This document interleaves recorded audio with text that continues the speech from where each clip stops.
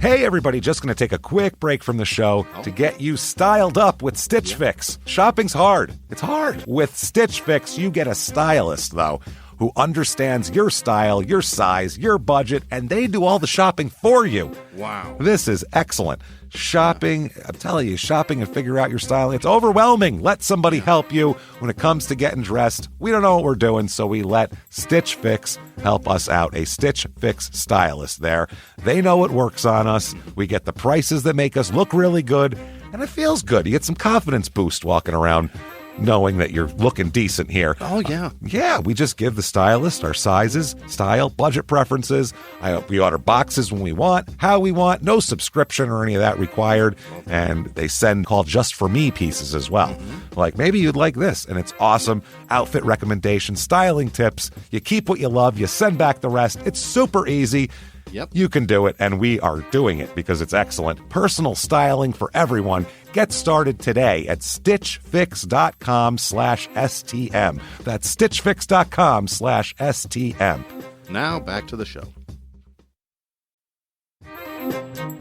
Hey, everybody, just going to take a quick break from the show to tell you a little bit more about Rocket Money. It's the start of a new year. It's the perfect time to get organized, set your goals, prioritize what matters most. And for me, top priority is getting myself together here. Financial wellness, doing that, which that feels important, you know? Just feels like adult stuff that you have to do. And thanks to Rocket Money, my goals feel achievable now. They show me all my subscriptions in one place, help me easily cancel ones I forgot that I've been paying for, which happened to me. Absolutely happened to me. I had, for years, I was paying for something. I was like, what is going on here? Rocket Money found it and saved me lots of money since then, because it's been a while. So they did a great job here. Rocket Money is a personal finance app that helps find and cancel your unwanted subscriptions, monitors your spending, and helps lower your bills so you can grow your savings. Rocket Money has over 5 million users and has saved a total of $500 million in canceled subscriptions, saving members up to $740 a year when using all the app's premium features. Cancel your unwanted subscriptions and reach your financial goals faster with Rocket Money. Go to rocketmoney.com/smalltownmurder today. That's rocketmoney.com/smalltownmurder. rocketmoney.com/smalltownmurder. Now back to the show.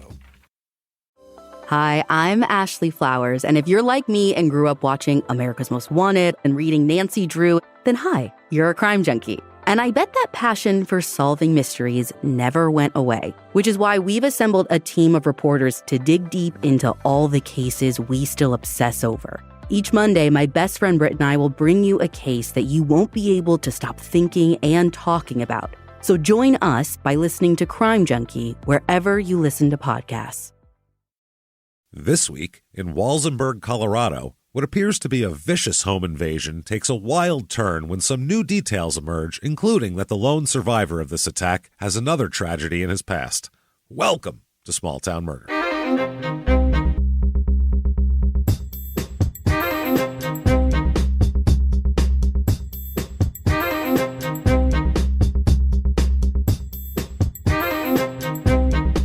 Hello, everybody, and welcome back to Small Town Murder. Yay! Oh, yay indeed, Jimmy. Yay indeed. My name is James Pietragallo. I'm here with my co-host. I'm Jimmie Whisman. Thank you, folks, so much for joining us. We're here. You're there. There you are. I'm sick as can be. Oh, so boy. I apologize for sounding Too much terribly. sugar in your sweet tea, James. Wow, this is, the South at Charlotte Airport, in addition to holding me hostage for 8 hours, also ensickened me. So I'm just, at Charlotte Airport, can eat every dick that is available. So, my Put God. some stuff inside you. I'm still bitter, Jimmy. I'm bitter. Yeah. They lied to us, and I'm not happy about it. So never mind all that, though. We have a wild episode for you today, a crazy one. It's been a while since we've been in Colorado. A couple things off the top. First, head over to shutupandgivememurder.com/virtual live, and you will find tickets to the virtual live show October the 26th. It's our Halloween spectacular. You bet. We are just like a regular live show, all the pictures, all the visuals, us. We're going to have costumes and something silly silly. What are we going to dress as? You never know. And it'll be available for a week after the 26th as well. So all through Halloween, it's going to be wonderful. Get your tickets right now. We cannot wait. We're excited for that and do that. And definitely also at shutupandgivememurder.com, get your tickets to Dallas on December 2nd. I think everything else is sold out till then, but thank you. Yeah. We can't wait for our East Coast shows, our Northeast shows. We're excited for those. Can't wait. So shutupandgivememurder.com for those. You certainly want to keep your eye out right now, because if you're listening to this when it comes out regularly, it's already out. Your Stupid Opinions, our new podcast. We're so excited. Listen and laugh your asses off, because we really think it's a good time. We make fun of all things reviews, and it's reviews of everything, place, person, anything you can imagine that's reviewable, which is everything, because the internet is all reviews. That's all it is. So that's what we're going to do. We can't wait for that. You certainly want to check out Patreon if you haven't got Patreon yet. Anybody $5 or above, you're going to get access to everything we have for the price of a cup of coffee. You really can't beat it. That's patreon.com/crimeinsports, which is the name of our other podcast that you should also be listening to, because we've had some wild, gross, nasty stuff going on over there lately. So check that out.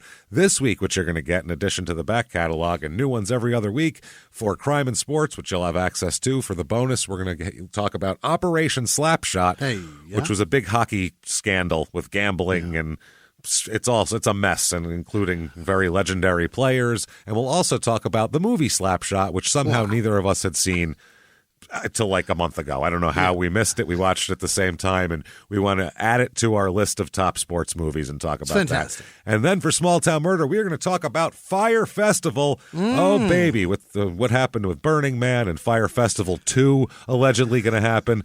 We should delve into this and really talk about it, and Billy McFarland and the mess that happened.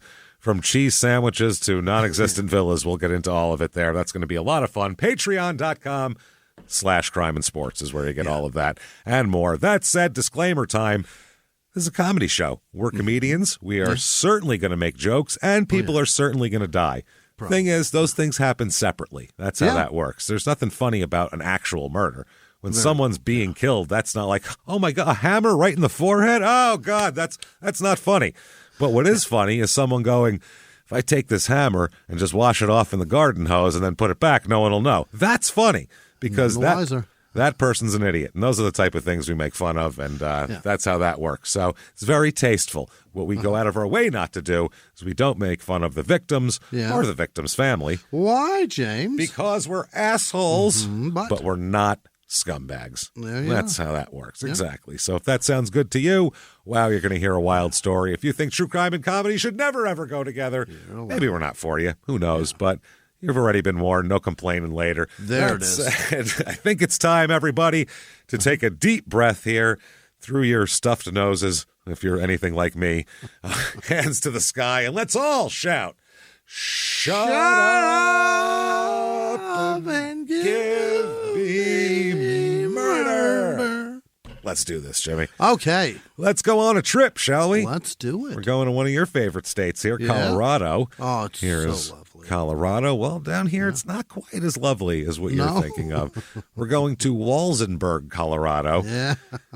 Different. This is a mining area down here. It's not, this isn't a ski resort type of place.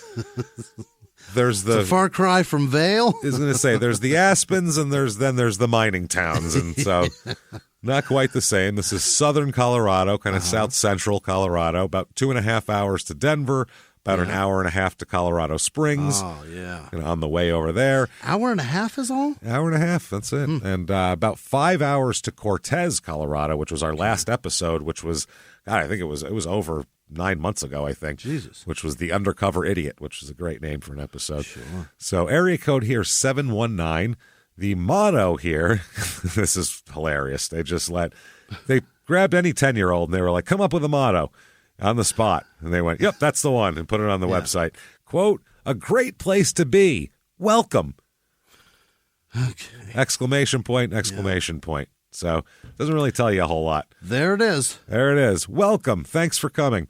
So little bit of history. First post office here was around 1870, so that's when it's kind of been an official town since. Okay. It was named after Fred Walsen, who's an early settler. Oh, That's all. Well, it's nothing. Walsenburg. Not like a German word that meant something else or any of that. Just a guy named Fred. That's all. Yeah. Robert Ford, who's the famous gunman here, he had a saloon gambling house in Walsenburg. Really? For a long time, yeah, which is pretty neat. At 320 West 7th Street, and it still stands, or his home still stands, not the saloon. Okay, yeah. Not the saloon / gambling hall, I assume. It was burnt down. I was going to say, I was assumed that was burned to the ground Yeah. at least 100 years ago. So they had the Colorado Coalfield War here. Oh. Okay, this was a strike of the United Mine Workers of America against the Rockefeller-owned Colorado Fuel and Iron in 1913 and 1914. And this town, Walsenburg, was the site of a Colorado and Southern Railway stop and location of several gun battles before and after this Ludlow massacre that happened in 1914 that killed over a dozen women and children. Right. When Colorado National Guard opened fire on a striker encampment at Ludlow, which is 22 miles away from our town here. So we've talked about that before. Yeah, but there's also a sign on the side of the road that tells all about it. Yeah. I remember stopping there as a kid and reading all about the Ludlow massacre. And like, wish we wouldn't have stopped here. Jeez, Jesus. This is pretty. Hey, Ma, this is grim. This is. Can we?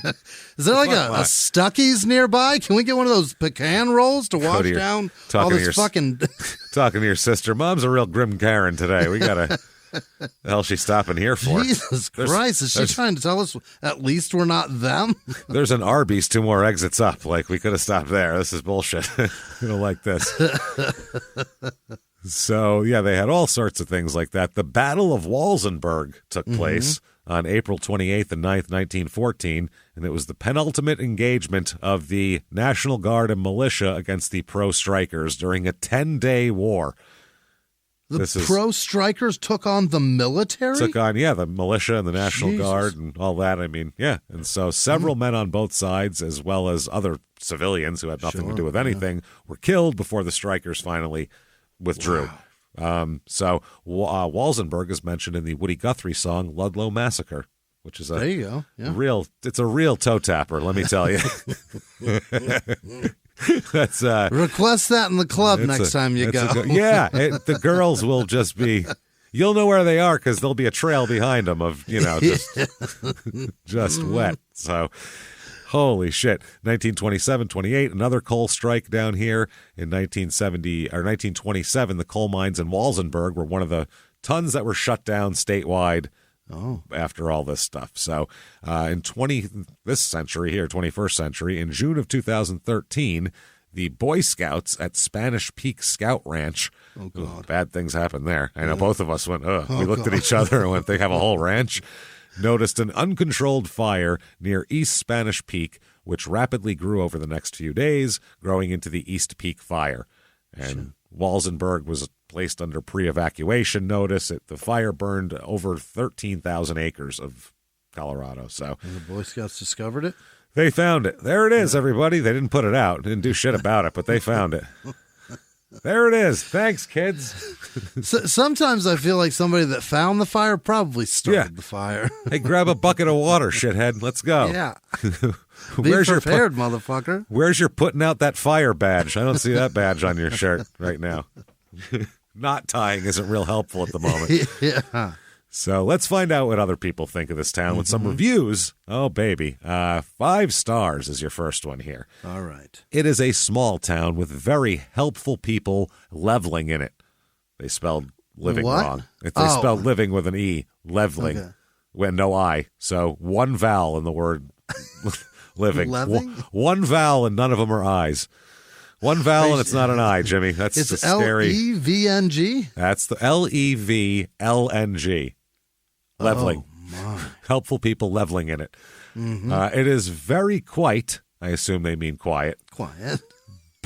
But the community is good and you will feel safe. Okay. Not a deep well of vocabulary for this person. This is a type of person where if they told me that, and again, the internet, you read something, it sounds one way, but imagine the person saying this. If they told you anything, you would not believe it. Nothing. You'd go, oh, you're soaked in urine and yelling at me in a street corner. I don't want to hear that. So 4 stars. This is a beautiful area, just expensive to live here, which it's absolutely not. Don't believe that for a second. Not. We'll give you the stats. South of Colorado Springs to the border is cheap as shit. Nobody wants it. We'll give you the stats. It is dirt cheap to live here. It's like Honduras here. It's fucking like price-wise. Let's see. 3 stars. Yeah. The only auto repair shop that is honest and reliable is Daniel's Towing and Auto Repair. And communication. That's it. That's the whole review. The only one.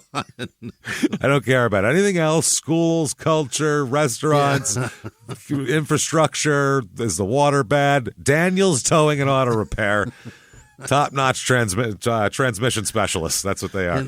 In Walsenburg, Colorado. Walsenburg, Colorado. I almost called them transistor specialists, which is not the word I'm looking for. 3 stars. The only restaurant worth eating at is George's Drive-In. Great food, good prices, and outstanding service. What has happened? This has become an advertisement section. Yeah. I feel like Daniel and George got together and had a good idea. Tell you what you do for me and I'll do for you. Yeah, what if, because it's, one will say George, the other will say Daniel, but we'll go to every site and we'll do this. Wow. 2 stars. Okay, now we're back to normal people who aren't trying to sell us anything here. 2 stars. Trying to get someone to help around here is like pulling teeth, unless you know or are related to someone. The only hopeful person is Todd Stevens at 245 Main Street. You might want to stop by his business, Todd Stevens Printing and More. He's so helpful. Dude, this is help with what? Yeah, what are we talking about? Is your house on fire, or do you need like a landscaper? Which one? Because those are very different problems. You know? Stop coming over and asking for sugar and salt. Go to the store and buy it. And if your house is on fire or crime has taken place, you shouldn't have to know or be related to anyone to get help for that. That should just be, who's this calling? I don't know. Hang up on him. Like, no, I know Julie. He knows Julie. Everybody get in the fire truck, get the Dalmatian and everything. He knows Julie. Very rare that occurs right there. So this place is interesting. It's fascinating so far. I'm fascinated. Now we have a couple of 1-star reviews. 1 star. If you are at all well-read and well-traveled, Walsenburg is, all capital letters, not the place for you. The only reason people live here is probably because they inherited their homes from their parents. There are no jobs to speak of, no decent restaurants, and as another reviewer said, people probably, I thought he was going to go, Daniel's Towing and Auto Repair. Just so you know. Just so you know, as another reviewer said, people probably only live here to help their aging parents. The city is corrupt and don't appear to be making economic development a priority. Okay. My goodness. Run for office, friend. Wow, that's what it sounds like. Sounds like that's what they're doing. This is so people are advertising their towing businesses and announcing their congressional campaigns in the review section of niche.com. 1 star. Everyone talks about wanting to get out, but few can make enough to actually leave. Mm-hmm. There's a highway, man. Just get on it. You'll figure it out eventually.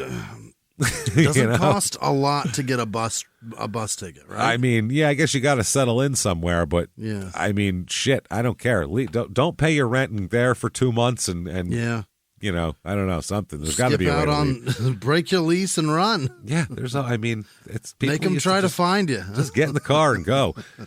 Get on a bus and go. So people in this town, 3,034. Not a lot. Wow. That is a small town in the middle of fucking nowhere, as you know. Truly nowhere. It's the middle of nowhere. I mean, that's not a lot of people just plunked down in the middle of somewhere. Is this south of Pueblo? I think it is. It is, if I it think, is, yeah. I think there it's is just south of Pueblo. Nothing. No, there's nothing around here. It's known for. It's a mining place. There's mines everywhere out there, like abandoned mines, old mines. You can go for hours or days and look through them. More males than females by a lot, which is also not usual for us.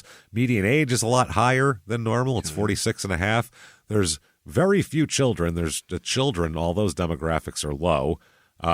Old people, teeming with old people. Really? 65 plus, 65 to 74. It's like double. It's like double 75 to 84 and way higher in the 85 and over. So it's a place where I guess it's quiet and slow if you want to. There is that, yeah. Slow down a bit if you're 85 and over. 37% married here, 22% single with children. A lot of older people. Race in this town, 41% white, 41.2% white, 0.0% black, 0.0% Asian, 0.7% Native American, 57% Hispanic in this town. So religion here, 65% religious in this town. That is very strange for just a middle of nowhere town. And it's the Hispanic people because it is 50.5% are Catholic. So Catholics, as we know, are the Baptists of the Rocky Mountain region. Yeah. Obviously. The Baptists of the Rockies here. 0.0% Jewish. That's not happening. In this county, what is this? Huerfano? Huerfano? Huerfano? It's got to be Huerfano. Yeah. Okay. Huerfano. Okay. I don't know where he is. Huerfano. Fano! I can't. They're looking for you. Somebody's asking. Oh, Fano. Get over here. In this last election, this county, 47.1% of the people voted Democrat, 50% even voted Republican, and 2.9% independent. The economy here, unemployment rate's a bit high here. It's almost 10%. The rest of the country, it's under 4%. So that says a lot. That's way high. Median household income here is $33,372 a month or a year, which is how do you like do it? Half the national average. That's not good. Cost of living, though, is also low. 100 is average here at 73, and the housing is the low thing. Median home cost $183,600, which on 33 grand is still not. It's still steep. That's a tough hill to climb. Yeah. So if you want to climb that hill, everybody, put on your climbing shoes, get your yodeling ones ready. Yeah. And we have for you the Walsenburg, Colorado Real Estate Report.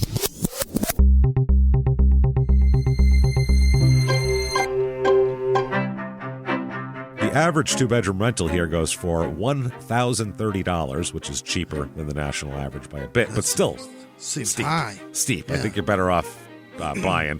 Here's a one-bedroom, one-bath, 761 square foot house. It is built in 1915. It looks like the kid from Willy Wonka. Was it Charlie Buckets? Is that the kid that sleeps with his grandfather in like 18? Right. It looks like their house inside. Like the cabinets have like coal soot on them. It's the weirdest shit I've ever seen. Either that or someone dusted it for prints after a horrible tragedy. That may be a thing. It might be it. Either one wouldn't surprise me. Yeah. $75,000.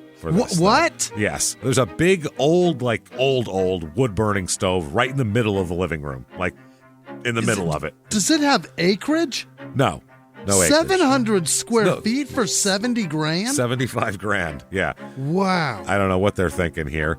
This house here, this is a problem. A lot of the places are expensive because they come with land. This one here is two-bedroom, two-bath. T-bowl for each and every bee-hole, but not a lot of bee-holes. Both of them. 1,292 square feet, so not very big, but on 9.24 acres. Okay. And this house it's adobe, wood, adobe, wood. That's all it is. The whole damn house. It's how like somebody would decorate their house if they're like, I want it to be like Southwesty and adobe. That's just how they would make a house. It's one of those, a lot of rocks, that sort of thing to look at. $435,000 for that, though. Holy shit. Because you're buying 9 acres. Yeah. Next up, 6-bedroom, 3-bath. This is on 1,903 acres. Almost 2,000 acres. That's a shitload of land. That's so much land. That's so much land. It's a big ranch, I guess you'd call it. It says, quote, complete with a log home, modular home, barn, outbuildings, and arena. But they don't have any pictures of that stuff. Really? No, but they have them. It's something. But $2,165,000 for that. For 1,900 acres of Colorado. For basically a plot of land the size of a small city. You're getting. That is so big. I think Tucson is about that size, right? It's like it's a decent sized plot of land, I think. Holy shit. I'm concerned. I now want to run 5Ks until the end of time so I can raise $2 million and get that house. Whoever buys that, keep an eye on them. They're up to something. That's all we're saying. That's all we're saying. That far from everything? Yeah. That much land, that far from everything? Nothing's growing out there. You know what you're doing. Yeah. So things to do, the Walsenburg Porch Fest. Okay. Yeah. That's something I can get behind. What's a porch fest is the question. The website puts out to everybody, I guess. To everyone, puts out. Here we go. Nothing to overthink here. Oh, that's good. It's just a big decentralized block party. Oh. All right, that's good. Simply an excuse to get outside, meet new neighbors, and reconnect with community. It's not... It's just go outside. You could do that any day. You don't need... I kind of like this, though, because then you could go out on your patio, feel like you're participating, wave to some people, head back on inside. But they're going to come up and talk to you because it's encouraged on this day. Is it encouraged to come on the property? I think so. We can do this from your patio and my patio. I think we're supposed to go porch to porch, babe, and just do it. Oh, we're porch hopping? It says, fill up a water bottle, pack some snacks, slather on the SPF, leave the cars at home, bring a chair or blanket for live music, and travel in numbers. You want me to drag a fucking chair around all day? It says you are responsible for your own behavior, safety, and welfare at Porch Fest. You're walking around in your neighborhood. This is not a festival. There's no admission. There's no gate. There's no organization. How dangerous is this town? This is the weirdest goddamn thing ever. I don't understand. What's it cost? It's free. Well, I guess so. It better be. You're not giving me anything. So I can walk down my street for free today? Great. Holy shit. And then there's also Mountain Mining Days. Yeah. And it says each September, the Walsenburg Downtown Revitalization Committee presents Mountain Mining Days as an end-of-summer celebration at Miners Plaza in Walsenburg. The fun starts with a downtown parade featuring marching bands, horses, collectible cars, and so much more. How much more do you think it is? Probably not a lot more. I bet not much. I bet it's not much more. The annual events here, they have performances. Among the well-known musicians who have come to the festival through the years, this isn't who's going to be there this year. This is who's been here. This is their A list here, by the way. They're going to really pluck from it. Carlos Nunez. Oh. Is that the real name of somebody? That's what I mean. Or he's the guitar player for, I don't even know. Is that Ricky Martin's real name? Maybe. I'm not even sure. So the High Kings? No. Don't know them. I think we've had them on another small town festival, I think. The Old Blind Dogs. Well, okay. Obviously they're going to put on quite the spectacle. Kevin Burke will be there. Yeah. Panties dropping left and right, as we know. When Kevin Burke's in town. Kevin Burke. I think I went to high school with a guy named Kevin Burke. Yeah, everybody did, because that's a very common name. I buy insurance from a guy named Kevin Burke. You know what I don't do? Watch him on stage perform, because he's a boring man named Kevin Burke. John Doyle. You know who's more boring than Kevin Burke? Only one guy. John Doyle. Doyle. Martin Hayes. What the fuck is happening? People, stage names. Stage names, people. You're fucking musicians. What are you doing? You're tackling Hollywood. Let's go. I want Burke, Doyle, and Hayes to team up and form a band and name it something. That's what I want. High Time is another one. Moya Brennan. Okay. Kevin Crawford. I don't know who these people are. So bad. Martine de Cojan. Yeah. Is it a French country singer? I've never heard of that before. That's new. What the fuck? Ed Miller. Yeah. And many, many others. Well, so I don't know where to sign up, but I'm in, everybody. Let's do it. So that's the festival. Yeah. Crime rate in this town, what we're interested in. Property crime, almost double the national average. Oh, my God. 3,000 people in this town. Violent crime, murder, rape, robbery, and, of course, assault, the Mount Rushmore of crime, about 25% above the national average. So it is so dangerous. For 3,000 people, you better be scared of all of them, is what we're saying. Because it sounds terrifying. 3 times higher for property and violence? Double for property crime. My God. That is something. That's some shit right there. That said, unsurprisingly, let's talk about a murder. Yeah. So, judging by these stats, this happens all the time. It's frequent, yeah. I saw there was a recent murder a couple years ago, and the murderer's name is Psycho. That's his... Yeah. He's got tattoos all over his face, and they said they were looking for Psycho, and then they caught Psycho. And I was like, oh, that's good. You want to catch Psycho when he's loose. Did they wait for Porch Pirate Day? What was it? Yeah, that's what they did. They caught him. There was a coordinated effort with the guy in Pennsylvania they were trying to catch. They couldn't catch either. So this one, let's talk about some people. Let's talk about a murder here. Let's talk about, first of all, a man. Let's do this. Ralph Candelario. Okay. Now, we discussed, remember I sent Jimmie a map when we were out of town because I found it and I found it fascinating where there are Italian people in the United States and it had like a, different colors for where they are. And there's the denser, the more blue or whatever it was. We're in like 3 places in the whole country, basically. The rest of it, the whole middle, the whole south, none of that, were nowhere to be found. It's Florida, New York, and the UP. A couple up there, and then the Northwest, too. There's because that's where we came over to, and a few in New Orleans. Outside of that, it's fascinating that they're in Chicago. So dense in the UP. That's it. Yeah, but that's of the percentage of people that are there. So right, in that area, there's like 100 people, and there's an Italian family, so they're going to be... There's 40 that are Italian. More represented. But you noticed, and you said, Southern Colorado? What the hell that's is Italian? Fucking wild-ass place for them to be. Mine country, though. Yeah. Those are all, a lot of the places are where there's mines, are where things happen, and outdoor shit, because when we got here, we'd go do whatever. So, we remember you just grease us up, throw some pasta in our pockets, and shoot us down a hole. That's how it works. Drop them in the opening. That's the only explanation I have for Ralph Candelario being in this area. Hey everybody, just going to take a quick break from the show to tell you about the safest sponsor ever, Simply Safe. Absolutely, these people will keep you safe. It's amazing. You know that every 26 seconds a burglary takes place in the United States, according to the FBI. That means that by the time this podcast is over, dozens and dozens of homes will have been targeted, ransacked. God knows what happens here. So protect your home before it's too late with Simply Safe proactive security system. Simply Safe helps stop threats before they even have a chance to break in. Named Best Home Security System by U.S. News and World Report 5 years in a row.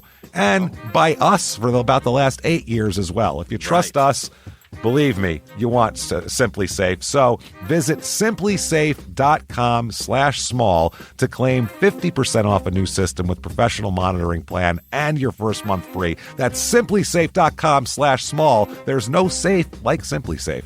Now back to the show. Hey everybody, just going to take a quick break from the show to tell you a little bit about Sono Bello. You know, the most known secret with celebrities and influencers and all these famous people is so many of them have had lipo. They've had lipo, whether it's a little touch-up here or a total makeover. Yeah. Nobody has a perfect body. That's the thing. No. They may look like it on TV, but there's things that help that. Absolutely.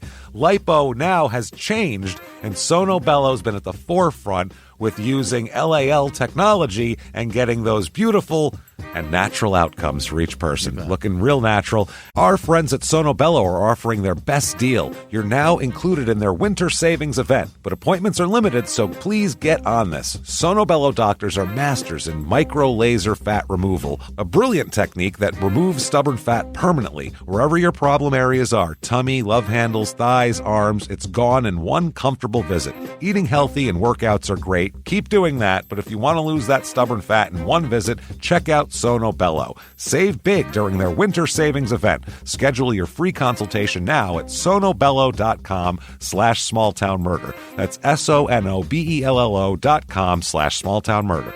Now back to the show. Or he's in the program. Or he's in the pro. Well, then he wouldn't be Ralph Then he wouldn't be Candelario. Ralph No, he'd just be Ralph Candy. There you go. Ralph Candy. Where are you He'd from? be Al Candy. Des Moines, Iowa. Okay. Sure you are. Yeah. Got it, So, Ralph. Ralph's born in 1964 here, Ralphie. He's got a mom named Mama June, who we'll definitely have a discussion about later because Oh, boy. she's a piece of work. I don't know what exactly his upbringing was like, but judging by what I'm going to tell you in a little while, Yeah. it was said there, but judging by that, you're going to go, wow, he must have had an interesting childhood. So he finds a woman growing up here. He finds Dina, D-E-N-A, Angelique Candelario when he marries her here. Yeah. She's born in 1968, a few years younger. They hook up in the late 80s, get married in the 92-ish, okay? As of 1991, Dina is a nurse in the 207th evacuation hospital. She's in the military. Okay. So she's a military nurse.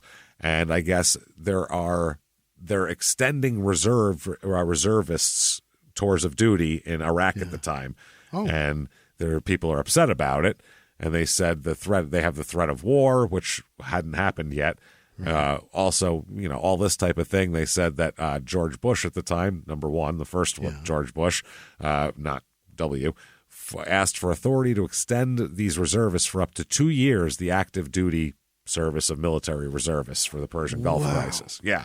So she was one of these people. So, yeah, the first reservists called to active duty after Iraq landed in Kuwait last August are completing their maximum 6 months of service in February, and they want to extend them. So they said that Ralph Candelario, the newspaper interviews here, and he called the proposal screwy. It's not fair. Hey, it's screwy. Let me tell you something. Something sounds screwy to me. What is he, in the Little Rascals? Alfalfa, ain't that screwy? It is, okay. It's also fishy. It's a little fishy, I tell you. Something stinks like yesterday's fish. So make like a tree and leave, would you?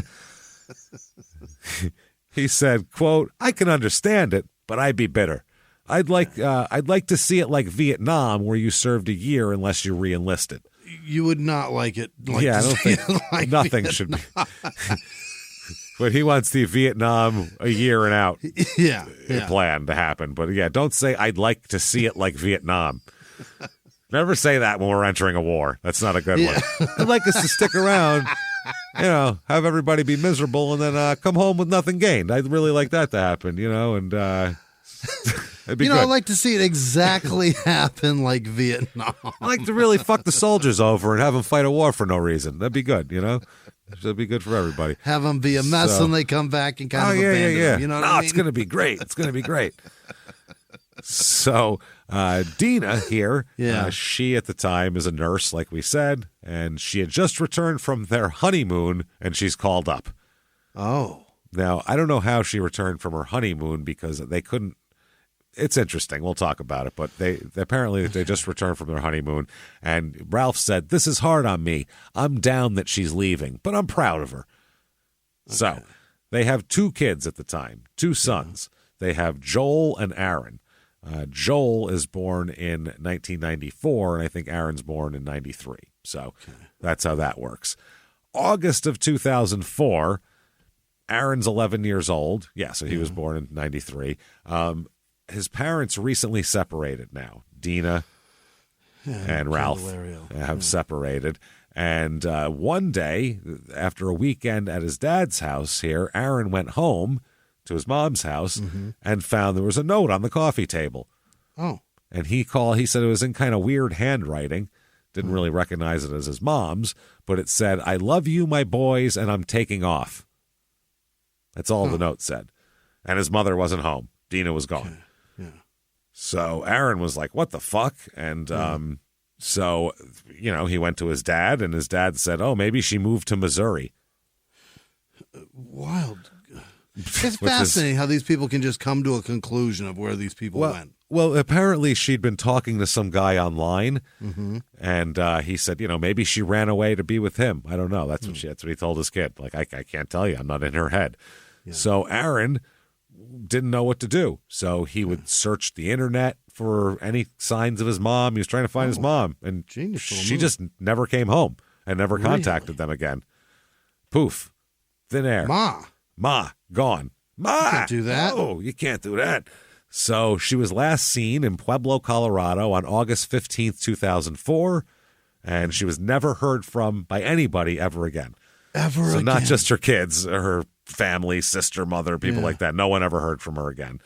Ralph Candelario, her husband, reported her missing on September 6th. She left on August 15th.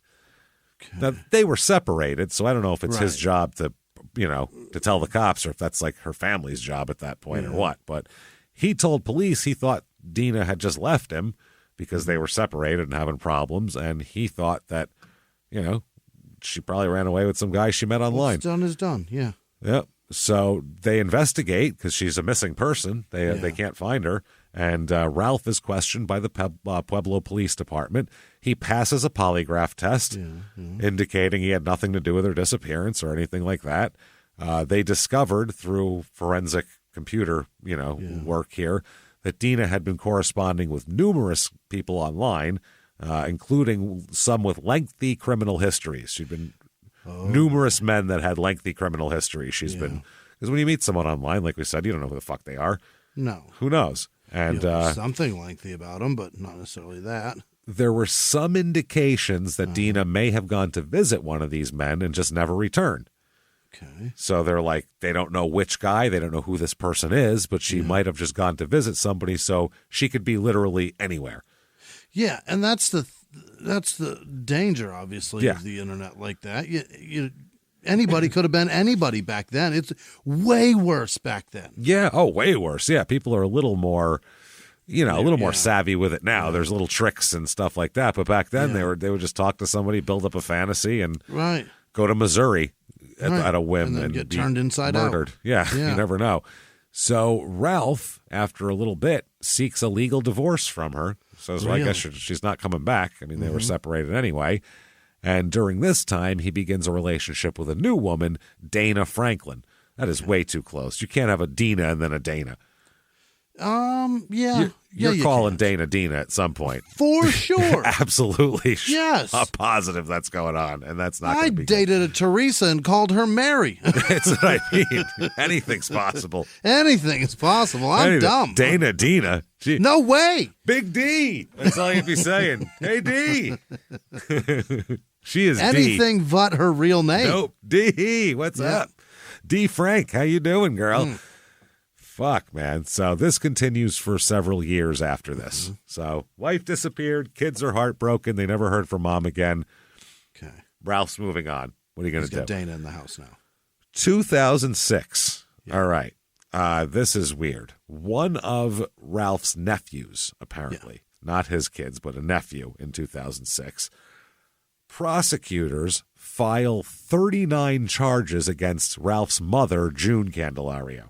Wow, June. Mama June, who's 61 years old. These charges are for allegedly locking her grandson in a 46 by 30 by 35 inch tall dog kennel for up to 11 hours at night while she worked at as a detention counselor for Jefferson County. What? She would go do her night shift and lock the 13-year-old grandson in a dog cage while she was gone. You can't that do was that. That was her babysitter. I'm going to jail you all on my own with this dog kennel. Not even somewhere. Go put a fucking outside lock on his bedroom if you're going to do some weird shit like that. I mean, hope there's not a fire, but yeah. A dog kennel? If he's in a dog kennel, hope there's not a fire. That kid is never getting out of that. But did you put like at least a hamster bottle with one of those water things with the ball you have to put? Yeah, at least I hope there was. Tag it with his tongue. Yeah, there's no fucking room for anything else. Holy shit, man! So that's how this went. Charges include felony second-degree kidnapping, attempt to commit child abuse. That seems like more than an attempt. That seems a success. Intent. Yeah. You did it. Yeah. Hey, good job. Resulting in serious bodily injury and 37 misdemeanor charges of child abuse.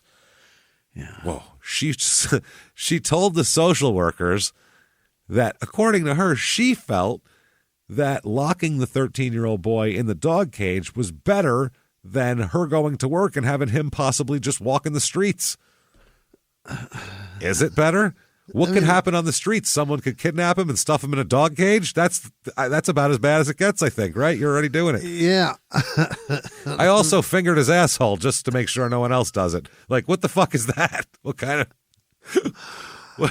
logic is that? At least it won't be his first time now, and I won't try.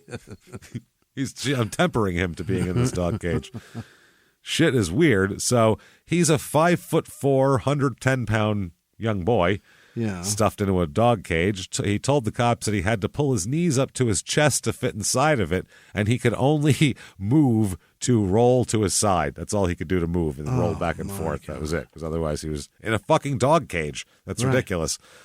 So Ralph here, it's obviously his mom. It's his son, No, it's his nephew. His nephew, His nephew. He said that he was perplexed. By the way, 3 years this was going on, the dog cage. This wasn't like 2 times in a dog cage. What? She had been locking him away every night for 3 years in a dog cage. 13? 13. So starting at 10, come on, into the cage. And that just continued. She couldn't have taken the cage with her? Put it in the back seat? She didn't trust a 13-year-old to be home by themselves? He'd be wandering the streets, Jimmy. It'd be all over for him. Trust him. Maybe he'd just watch TV and eat Fruit Loops and go to bed. Like, you don't know. Probably, yeah. Yeah, maybe he's a good kid. I don't know. He'll never have the chance to be because he's in a fucking dog cage. Right. So Ralph said, quote, "It doesn't make sense to me. It's totally out of the range of what I would believe." Yeah, me too. That's really weird. Yeah. He said that he's spoken to cops about the boy, who's his nephew, and he said that the boy, quote, "seems to be doing okay." He's used to it. He's been in there a long time, you know. He's not crazy per se. Yeah. He does climb walls from time to time. Yeah. But you talk to him through the little bars, and he's fine, though. He seems okay in there. He doesn't even shake it anymore. Nah, that was years ago. It's been 2.5 years since he shook the goddamn thing. So Ralph's fine. He's doing fine. He's all right. Don't worry about him. Now, Ralph's love life is really blossoming. He's got Dana Franklin, like we talked about, but he's also found himself another young lady named Pamela Palmer. Yeah. Okay. And she's born in 1966 as well. Now, they're all Jehovah's Witnesses, by the way. Really? Everybody involved in this story are Jehovah's Witnesses. Ralph's a Jehovah's Witness. Pam's a Jehovah's Witness. Dina was a Jehovah's Witness. Dana's a Jehovah's Witness. All of them. Okay. So at the time, Pamela Candelario, she's already been married 3 times, we believe. That her son said, I believe she'd been married 3 times, or her daughter said. Most recently, she'd been married to Jerry Palmer. She has 2 daughters. So he has 2 sons, she has 2 daughters, is how this is working. Now, Jerry, the ex-husband here, they talked to him, and he said he first met Pam in about 1993 at a country bar in Colorado Springs. Yeah. Where everybody meets. At that time, Jerry was in the Air Force and working at Cheyenne Mountain. They dated for about a year, and then they got married and lived in Colorado Springs and the Fountain, Colorado area up until 2000, at which time they moved to Pueblo, Colorado, and purchased that's bleak a downgrade, babe. It is actually. And he said then they moved here to purchase what he called, quote, Pam's dream home. In Pueblo? It's in Pueblo. Why is it there? I would say her home, there's not a location attached to it. She wants this beautiful house, and probably a very inexpensive place to build it is Pueblo, probably. Better than Denver, I would assume, for price-wise. I assure you it's a much better location than anywhere between Colorado Springs and Denver. Yeah, for prices, for sure. So Jerry, Pam, and their 2 daughters, Shannon and Kelsey, are told that, they're all together until 2010, in which, that's when they get divorced officially, but they break up before that. So Jerry and Pam break up in 2009-ish. They get divorced in 2010. Now, while they're married, Jerry said he and Pam would argue from time to time, mostly over, guess. Money. Boom. Yeah. There you go. Mostly over money. Because we don't have it. And we are in fucking Pueblo, Colorado. And everything is more stressful when the next thought is, how am I going to pay that bill? Right. That's the worst. So Jerry said their arguments were never physical or violent. Not any physical abuse toward Pam or anything like that. He said that he was never physically abused by her. He never hit her. She never hit him. Okay. Everybody kept their hands to themselves, all right? That's terrific. That's nice. Jerry said that he didn't drink alcohol, but Pam would drink alcohol. Now, Pam's drinking it's got a range of what people say about it. He was asked later on how much Pam drank while they were married and what her choice of, what's her poison? What'd she like? Yeah. Jerry said Pam drank beer or wine. Well, so, she's not drinking. Yeah, right. She's not, pounding scotch out of the bottle anyway, so that's tolerable. good. Yeah, on a daily basis, she'd have 1 or 2 drinks at night. Great. That's unwind after work. That seems reasonable, right? They said how often did Pam drink to intoxication, and he said that she maybe drank to intoxication maybe once a month on average. Okay. I mean, yeah, your third Saturday night of the month, she'd have 3 glasses of wine or 4, sure. and polish off that whole bottle and giggle at some sitcoms and fall asleep. So, not a big deal. He said that Pam used alcohol, but he didn't think she had a problem with it. And when she got intoxicated, it was typically at a gathering with friends from church or something like that. It was at a really. Yeah, they would all have a couple tie it on a little bit, which I did not think was allowed, but I don't know much drink a little heavivier with the friends. Yeah, which is normal. That's when that's a social drinker. Yeah, that's what I mean. That's I would. I'm no expert at this, but I would assume on the scale of healthier, quote unquote. Yeah. Drinking alone at 2 a.m. is probably less healthy than drinking with your friends. So drink to blackout alone is generally the least healthy. That's the least, but it can be the most rewarding. That's the thing. It really can be. Sometimes you'll get Amazon packages a few days later that you didn't know were coming. You're going to go on a journey, really. Yeah. Over the next few days. That's for sure. Yeah. People you called that you didn't know you called. Yeah. You're going to find, packages information at your front door. People you didn't know you gave that information to. It's going to be fun. It's going to be fun. You're going to have a good time. Now, Jerry said that Pam was a Jehovah's Witness, the whole time. As long as he'd known her, she'd been a Jehovah's Witness. Yeah. Jerry said he wasn't a member of the Jehovah's Witnesses and wasn't affiliated with any religious organization or church and was never asked to join the Jehovah's Witnesses. That's incredible. Really? He found the way to get them to not knock on your door. You have to be married to one. They think you're already part of the plan. Yeah, you're already on the team, and they don't come to your house. That's the only way. No, I just like the pussy. Yeah, he figured it out. You got to be inside. That's amazing. The calls don't come the calls don't come from inside this house. No, they don't. Absolutely not. It's amazing. At all those parties, no one said, "Hey, Jer." That's amazing to me. His house, they don't. That's an outgoing line. That's what that is. That's the outbound calls. You get behind the outbound calls, and you're in business. They leave to knock on doors, and he's like, "All right, ladies, have a good one." He waves and closes the door behind him. Goes in and watches football. That's Jerry. That's Jerry's plan. Jerry's a genius. Oh, Jerry, you figured it out, Chief. So Pam, though, was a devoted member of the local chapter of Jehovah's Witnesses and raised their daughters in the church. Okay. So Jerry was like, "I don't care what you do with the kids, whatever you feel like doing, as long as I don't have to do it, I don't care." Interesting. So he's got the Homer Simpson approach to the whole thing. Yeah. As long as I can watch football, I don't give a shit.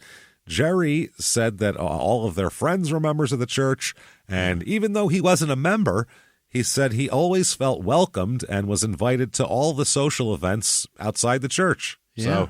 So, that's who, all the people they knew and hung out with. Sure. And he wasn't one of them, and they were all nice to him. Jerry stated that there were some church-related activities that he was not invited to, and he said that he, quote, had no issues with that. I bet not. I wouldn't have any issues. You mean I'm not allowed to come to your Jehovah's Witness service tonight? Oh, darn it. Tell you what, I'll be home waiting on you. Can't you ask to make an exception for me, please? Oh, no? Oh, darn. Well, Is there you guys anything have fun. around the house I can do for you? You guys have a good time. Yeah, no, I know it's Monday and football's on. It's fine. So Jerry stated that their marriage seemed to be strong. Everything was going well up until March or April 2009. That's when things started to kind of go awry because Jerry started hearing rumors from coworkers of his, who were also members of the church, by the way, that Pam was spending a lot of time with a church member. Uh-oh. A guy church member. Yeah? Yeah, a guy named Ralph Candelario. Oh, Ralph. At the time. He's a member of the church, and the rumors he was hearing, he said one had to do with outings that the older church members would take with the younger members or the kids. Like, I don't know, like mentorship outings or some horse shit. I don't know. opportunities for diddlings. I don't know. Some young life shit? I guess so, yeah. Apparently, the children and teens of the church would go on trips to Denver and other areas of the states with just random church people there. So we're going from the country up to the city? Up to the city to show the kids around. Head on up to Elitch's and get fingered on a roller coaster? That's how it's going to be. We're going to show them what the secular life is like here. Let's get it on. So Jerry was never invited to attend as a chaperone because he wasn't in the church. Pam would go as a chaperone, and so would Ralph all the time. So they would hang out of town here, as well as other adult church members. Sure. Jerry said some of his coworkers would comment on how Pam and Ralph would be seen together on those outings. Yeah. But once the group would arrive at their destination, Pam and Ralph would, quote, go off alone, leaving the children and teens unsupervised. Yeah. Yeah, that's horniness. Makes you go, well, they'll be all right for 15 minutes, right? Okay. That's what that is. Uh-oh. The comments that his coworkers kind of made was saying that, in Jerry's words, that Pam and Ralph's behavior was essentially, quote, weird, is the way he put it. It's not weird. It's very standard behavior for people fucking. It's very normal. Yeah, for adults that fuck. Very normal for people of the opposite sex to want to disappear together. It happens a lot since, I don't know, since the beginning of time, I would assume this started. Since I've ever heard.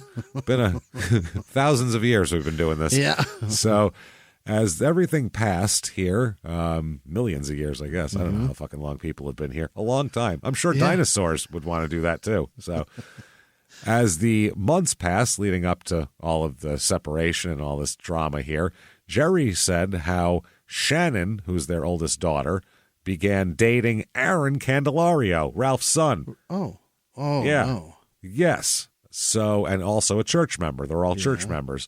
Jerry said Pam would chaperone dates that Shannon and Aaron would go on, and that Jerry wasn't invited to go to chaperone his daughter. Be like, hey, the church aside, that's my daughter, and if someone's going to chaperone, maybe it's going to be me.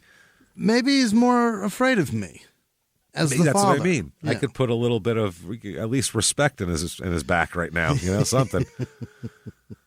So, according to Jerry, that while Pam was chaperoning those dates, Ralph Candelario would show up, quote, out of nowhere to co-chaperone the date, or in other words, make it a double date. Yeah, that's all it was.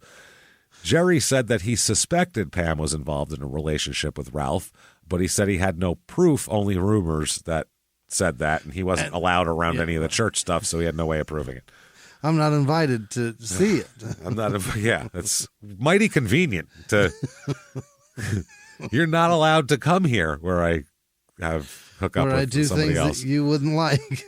Yeah, it's a little bit weird here. Now, both of her daughters said they were a little bit, kind of a strained relationship with their mom over a lot of this.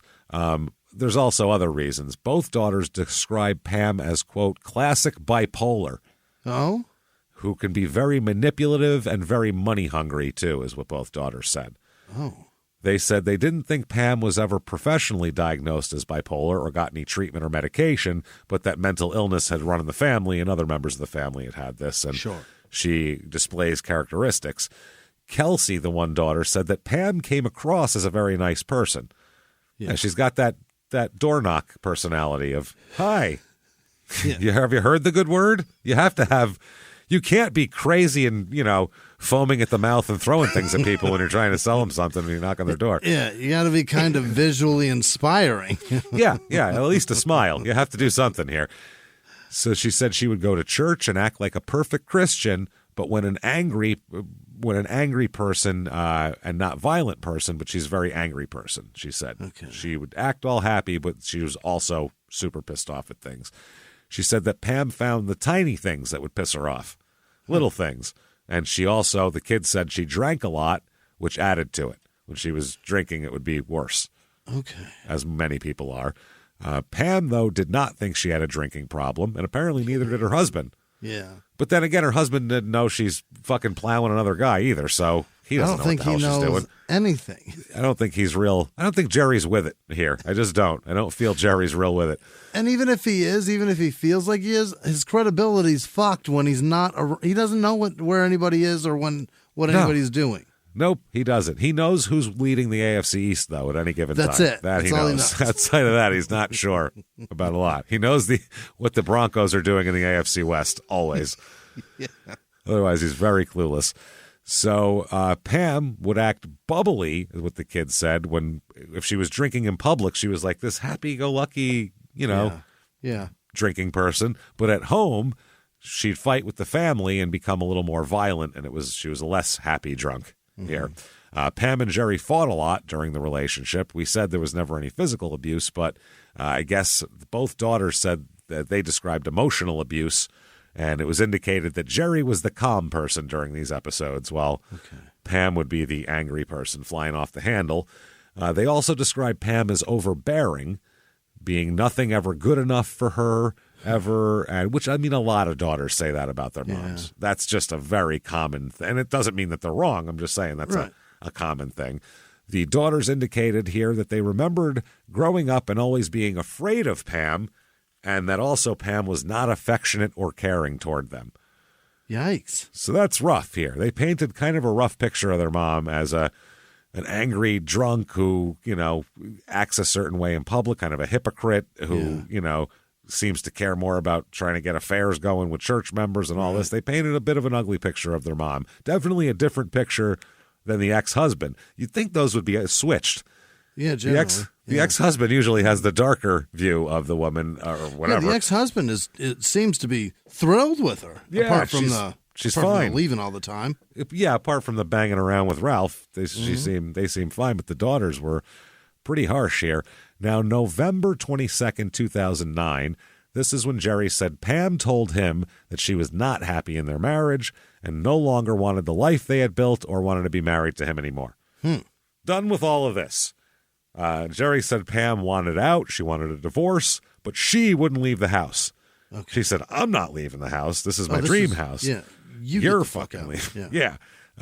He said that words were exchanged that evening. That's the way Jerry put it. Yeah. I wonder what those words were. Wow. Whatever words they were, they made Jerry choose to leave the house. So yeah, they had to be some kind of words. And he left the house and never came back and filed for divorce. He did state that he did not want the relationship to end and did not want to get divorced, but she made it pretty clear that what she wants is this house and the kids.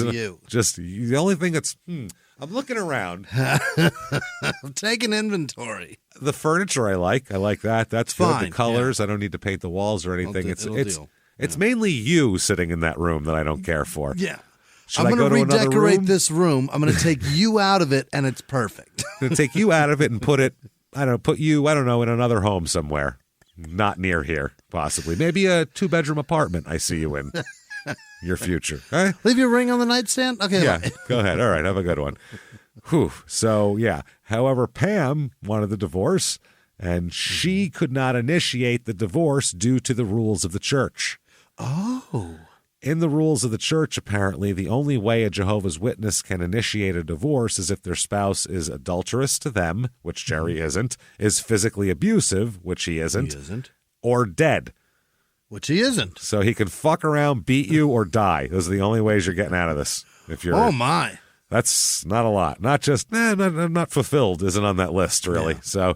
But those are kind of the 3 biggies. Those are big. Yeah. Those are reasons. But, I mean, you can get a divorce just because you feel like it. I don't want to be with that person anymore. Right. I don't like the noise they make when they chew. It's a free country. I super hate fucking them. Yeah, it's weird. When I fuck them, I think about wanting to fuck other people who aren't them. And I thought, maybe I'll just take the middle person out of this and fuck the people I want to fuck. What about that? Hey, everybody, just going to take a quick break from the show to tell you a little bit more about our stylish friends at Quince. That's right. Let's go elevate your styles, people. Yeah. Get it going. Look good out there. And you can do it now without breaking your wallet, without breaking the bank. Because at Quince, you can get high-end, versatile pieces at prices we can all actually afford, which is very nice. You want to get good stuff that lasts and it's good, and they have quality stuff that's very affordable. And you can do like we did, upgrading our stuff here, while still being a very reasonable price. Quince only works with factories that use safe, ethical, responsible manufacturing practices, along with premium fabrics and finishes. It's all quality stuff. You're going to love it. Trust us, it looks good. And I've got the leather jacket. It's a very high-quality item. Real nice, soft leather. Yeah. Jimmie's got his linen pants he's rocking. Yeah, they're terrific.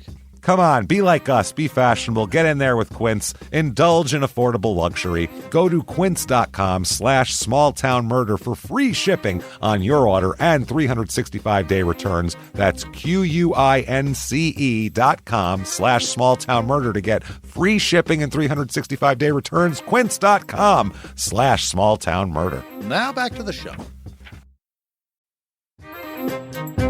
Hey, everybody, just going to take a quick break from the show to tell you a little bit about a very cool place, Thrive Market. Yes, we are both looking to get into the healthy swing this year. The problem is I don't know what's in everything, and I don't know if even I'm qualified to even read the labels to know if that's good or that's bad. Right. There's chemicals in things, and there's things floating around. I don't know what I'm doing out there. One of my favorite features, and I know you were talking to me about this, is the Healthy Swap Scanner in the Thrive Market app. Yeah, it's simple. You scan any item, and it'll instantly suggest a cleaner, healthier grocery alternative, it's great. Amazing. Yeah. That's great. Thrive Market also takes the guesswork out of finding these safe, healthy foods. For example, like I'm trying to get my protein intake up for energy. I'm always moving around. I need stuff, and I love that you can filter their site by the high protein options. Nice. It's very cool, and you can personalize this portion, and you can put filters on it, and get ready. You should be ready for a junk-free start to 2025. Get ready for it and head to thrivemarket.com/smalltownmurder and get 30% off your first order plus a free $60 gift. That's THRIVE market.com/smalltownmurder, thrivemarket.com/smalltownmurder. Now back to the show. Calling all dog owners. Your furry friend deserves top-notch nourishment, and Ollie delivers the clean, fresh nutrition your dog needs in 5 flavors they'll absolutely flip over. Ollie is made in U.S. kitchens with ingredients carefully sourced from trusted growers and producers around the world, with absolutely no harmful fillers or preservatives. With protein-first recipes like fresh beef with sweet potatoes, fresh turkey with blueberries, or fresh lamb with cranberries, you might start thinking, dang, my dog eats better than I do. And that's probably true when it comes to Ollie. Give your pup a fresh start this new year by letting them taste test a personalized meal plan with Ollie. Head to ollie.com/Wondery. Tell them all about your dog and use code WONDERY to get 60% off your first box of meals when you subscribe today. Plus, they offer a clean bowl guarantee on the first box. So if you're not completely satisfied, you'll get your money back. That's OLLIE.com/Wondery and enter code WONDERY to get 60% off your first box. Start your dog's new year off right with Ollie. Start your dog's new year off right with Ollie. So, fuck her. I'd rather fuck an overripe microwaved avocado. It seems better. It's more attractive to me. It doesn't get drunk and yell at me, the avocado. That's what I like about it most. Very few times has it done that. So if one of those elements doesn't happen, though, and the members divorce, the member initiating the divorce is not viewed well by the elders of the church and are subjected to various sanctions and penalties within the church. Oh.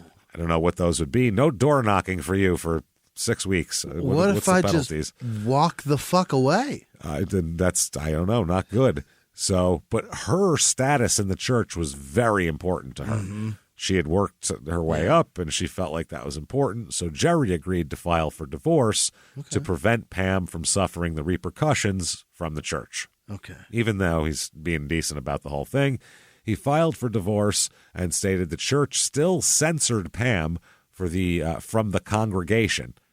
Oh. And Jerry felt, though, it was due to the elders' knowledge that she'd been fucking Ralph. That's what the whole point was. So during all this, Ralph was still going out with Dana Franklin. Huh. And so he just leaves Dana Franklin for Pam, and she's pissed, apparently. Dana or Pam? Dana. She's pissed off, and she's in the church, too. Yeah. So this is all a big mess. This is boy. very messy. And reported to the church the fact that Ralph had a simultaneous relationship with Dana and Pam to the church elders.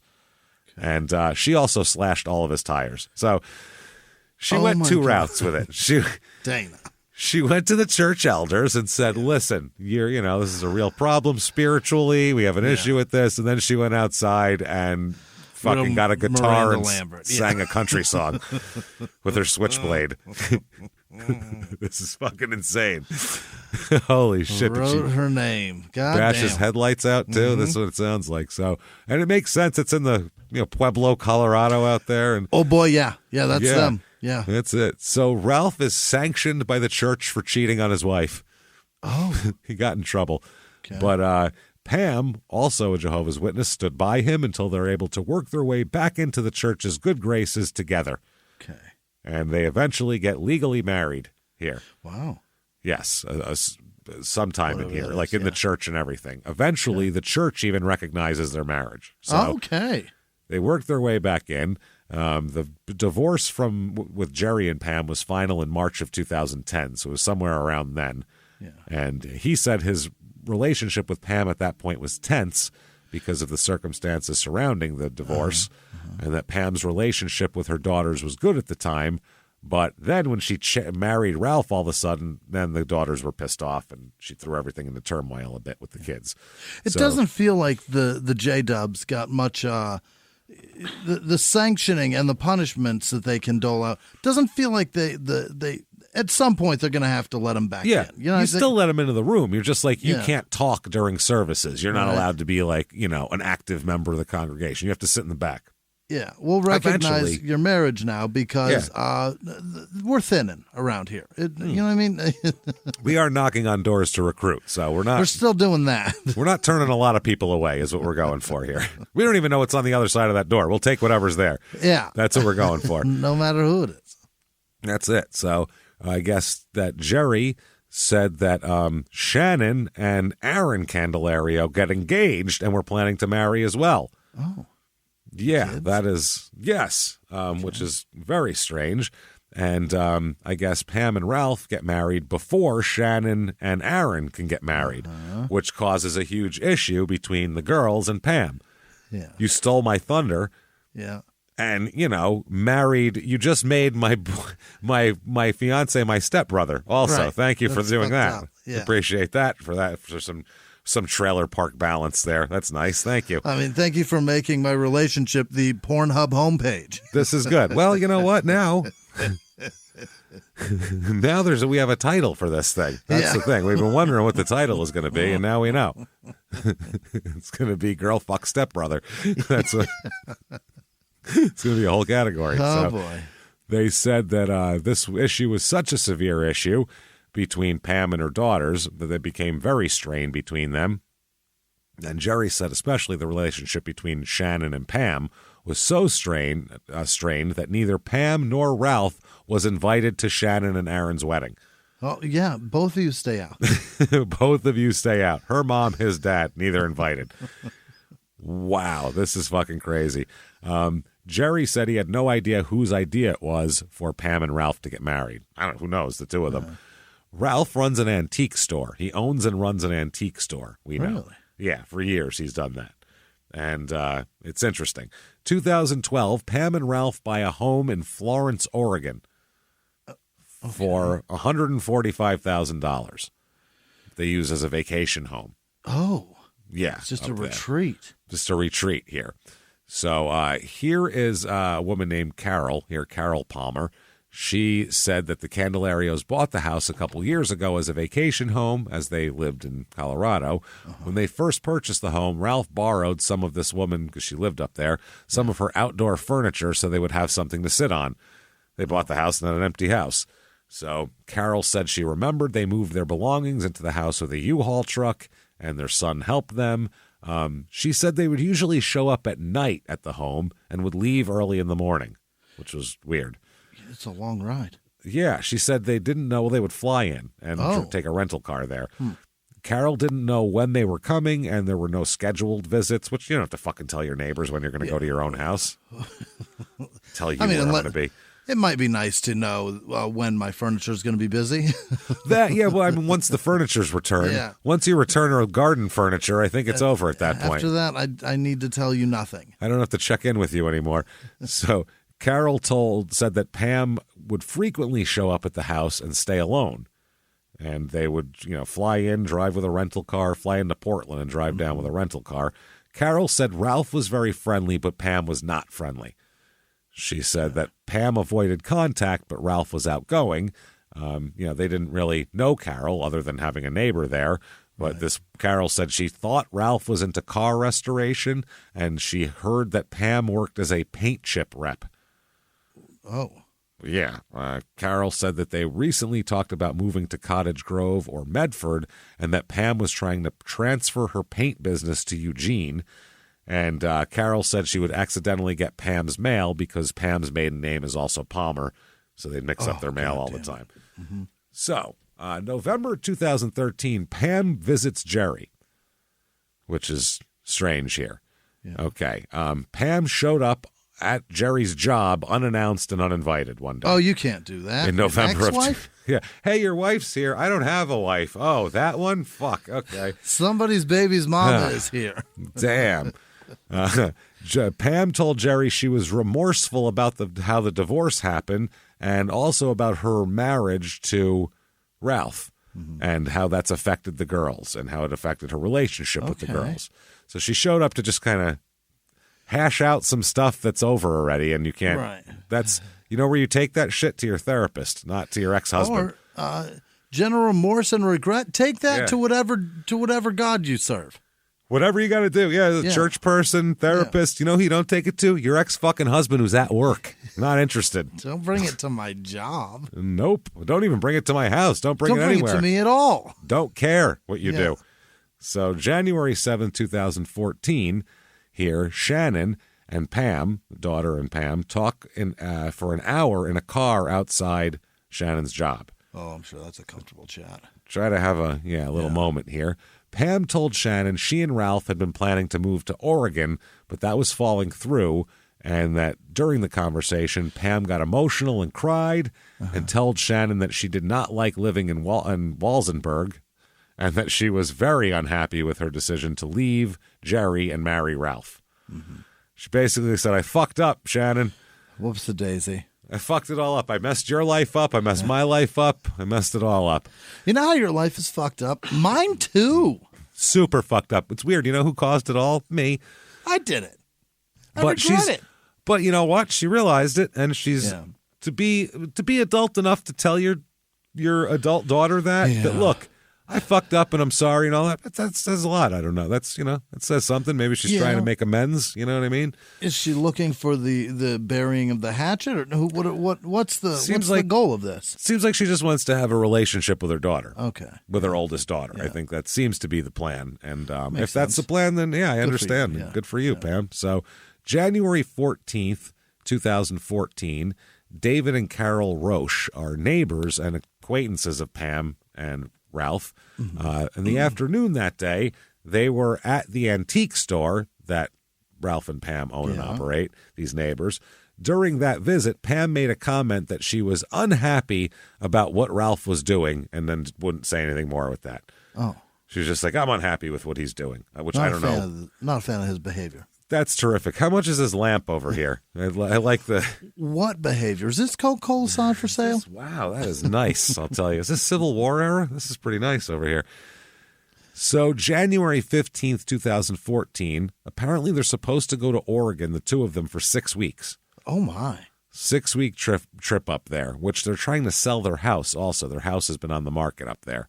Okay. So this day, police arrive at the home. Oh.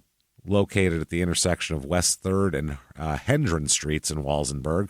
It's 7 a.m. on January 15th. A call to 911 had been made by a neighbor who heard Ralph's cries for help from a sidewalk in front of their house. Oh. Yeah, a woman named Farhi Truillo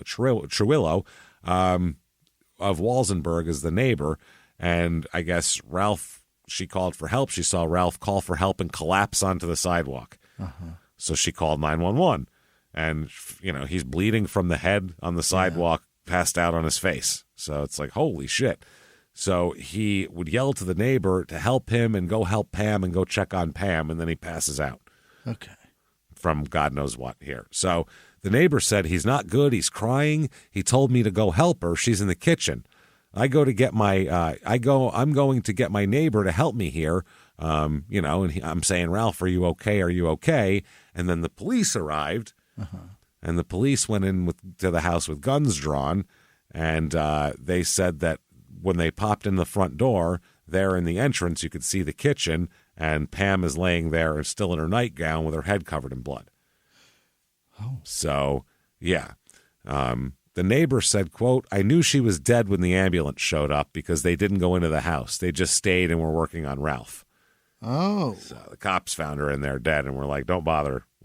No rush on her. Yeah. Get to him. So Ralph wasn't shot, but he was hurt and bleeding from the head, and he was airlifted to the nearest trauma hospital here. Yeah. And, it was, it's a big deal.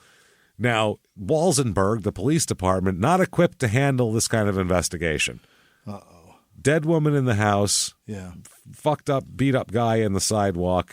Yeah. Oh, shit. So, yeah, they said you have small town departments, 5, 6, 7 people. You don't have the murder cops on staff. You don't have forensic professionals on staff.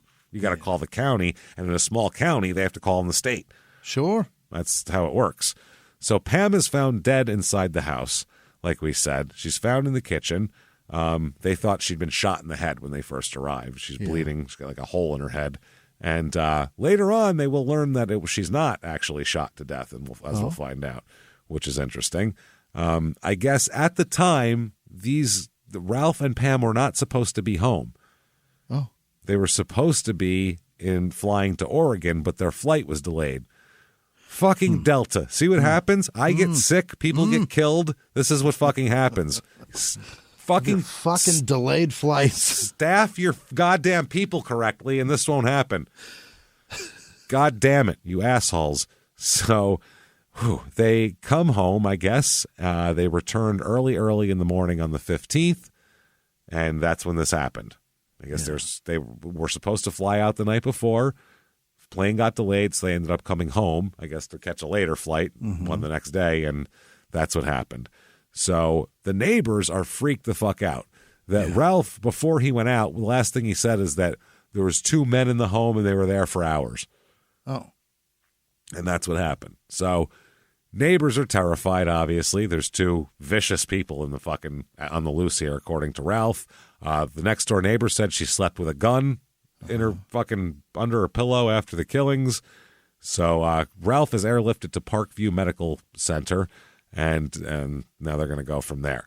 Now, Pam, when they take her to the county medical examiner's office, they find out she actually died of blunt force trauma. It was like, what, a fucking cast iron skillet? Well, they thought it was a bullet hole, but it was actually a fireplace poker. That's the murder weapon they find. Dear Lord. Which is a nasty murder weapon. They're fucking nasty. A fireplace poker. Stabbed or just beaten? Beaten. My they said God. that the marking on her head was the exact replica of the shape of the fire poker. That like octagon. Yeah. It was just planted in her head. And that's why they thought she was shot, because it was so bloody and she had a big imprint. So when you just see her, they cataloged everything they found, investigated the house. There's broken glass in the back door. They took knobs off the drawers even to send them to the labs, hoping that there was a DNA or fingerprints on them as people would try to, rifle the house here and go through shit. So at this point, it's definitely a homicide and a home invasion here. So now Shannon arrives at the hospital. She hears all this and arrives at the hospital looking for her mother. She doesn't know her mother's dead. She just has heard her mother's been taken to the hospital. So an agent of the Colorado Bureau of Investigation's there to meet her, along with Aaron, who, her husband. And they said, how did she take it? And the cop said, about as well as anybody would take to get hit with a sledgehammer or whatever. First, you're just kind of shocked, and then in a little bit of denial. Yeah. So Shannon said, suddenly I realized that the last conversation I had with her, that was it. No fresh start now, nothing. So she's kind of screwed here. She starts sobbing and everything like that. Ralph here, his face is all fucked up. He has bruises in several places. He was confused. They figured he was kind of a guy coming out of concussion.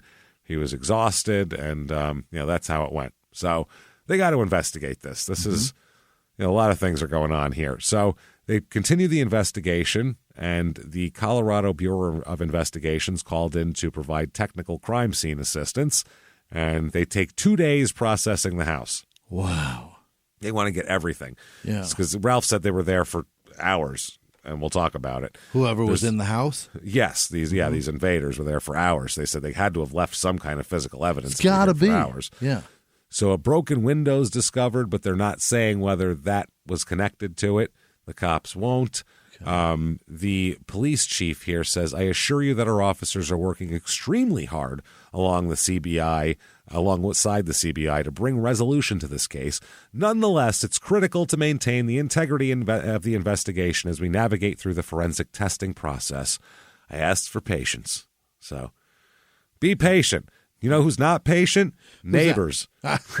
Not at all patient. Catch those fucking people before they murder my whole family is what they're thinking. So their next door neighbor said, quote, I was afraid. I didn't even want to go to my paint class that I do in the evening because I was afraid to be out. A lot of people got guns. A lot of neighbors told me I went out and got a gun. I want to protect myself. Everyone knew the Candelarios had a nice house filled with antiques because it's another thing. So also there's a little bit of jewelry that Pam has and stuff like that. But the thing is about antiques is they're not easy to hawk. Yeah, that's a tough go. Yeah, you want to get top dollar out of those. Yeah, even an expensive antique, you can't take that to a pawn shop. They don't know what the fuck to do with that thing. So it's difficult. So are there any suspects here? They say they cannot find any suspects. The lead investigator said that he was with Ralph, the surviving victim, and said that, he's told him all he knew. Yeah. And they said at no time were the police, did they tell the residents to be extra cautious of any potential threat. The police officer here said, I have fielded a number of comments and concerns from citizens about their personal safety following the homicide of Pamela Candelario. While I cannot comment about the specifics, I can indicate that we believe this to be an isolated incident. Why do they always say that? We don't know who, so there's no panic. We don't know who did it. We don't know why, but we believe that you're safe, which is You're fine. You'll be okay. Don't worry about it. That is fucking crazy. So, any leads here? Some missing things. They take Ralph through the house and do a videotape tour. They said, all right, we're going to take you through the house and you point out on this tape anything that's missing as we go through the house. So he goes out through the house. He said the television's gone. Okay. They said that, so the cops are saying, well, the Candelarias were about to go on vacation. So maybe, as far as anyone knew, they were going to be gone at that time in the middle of the night. So maybe these people knew they were going out of town. They know them in some way and were going to break in when they were gone and then found them there. And then, oh shit, you know what I mean? What do you do? So they said a citizen's tip leads to a possible lead. They said that this person brought up individual names that he believed were involved in the homicide. So that's something. These are Ramon Bear Rose and Jose Nino. He brings up this tip. Okay. They're known drug users, and both have, long criminal records, histories of breaking and entering and assault. Bad things, yeah. They would be in the group of people you'd be looking at. Yep. I guess the day after the murders, they were caught trying to sell stolen jewelry. Uh-oh. That's not great. Yeah. So they checked into them.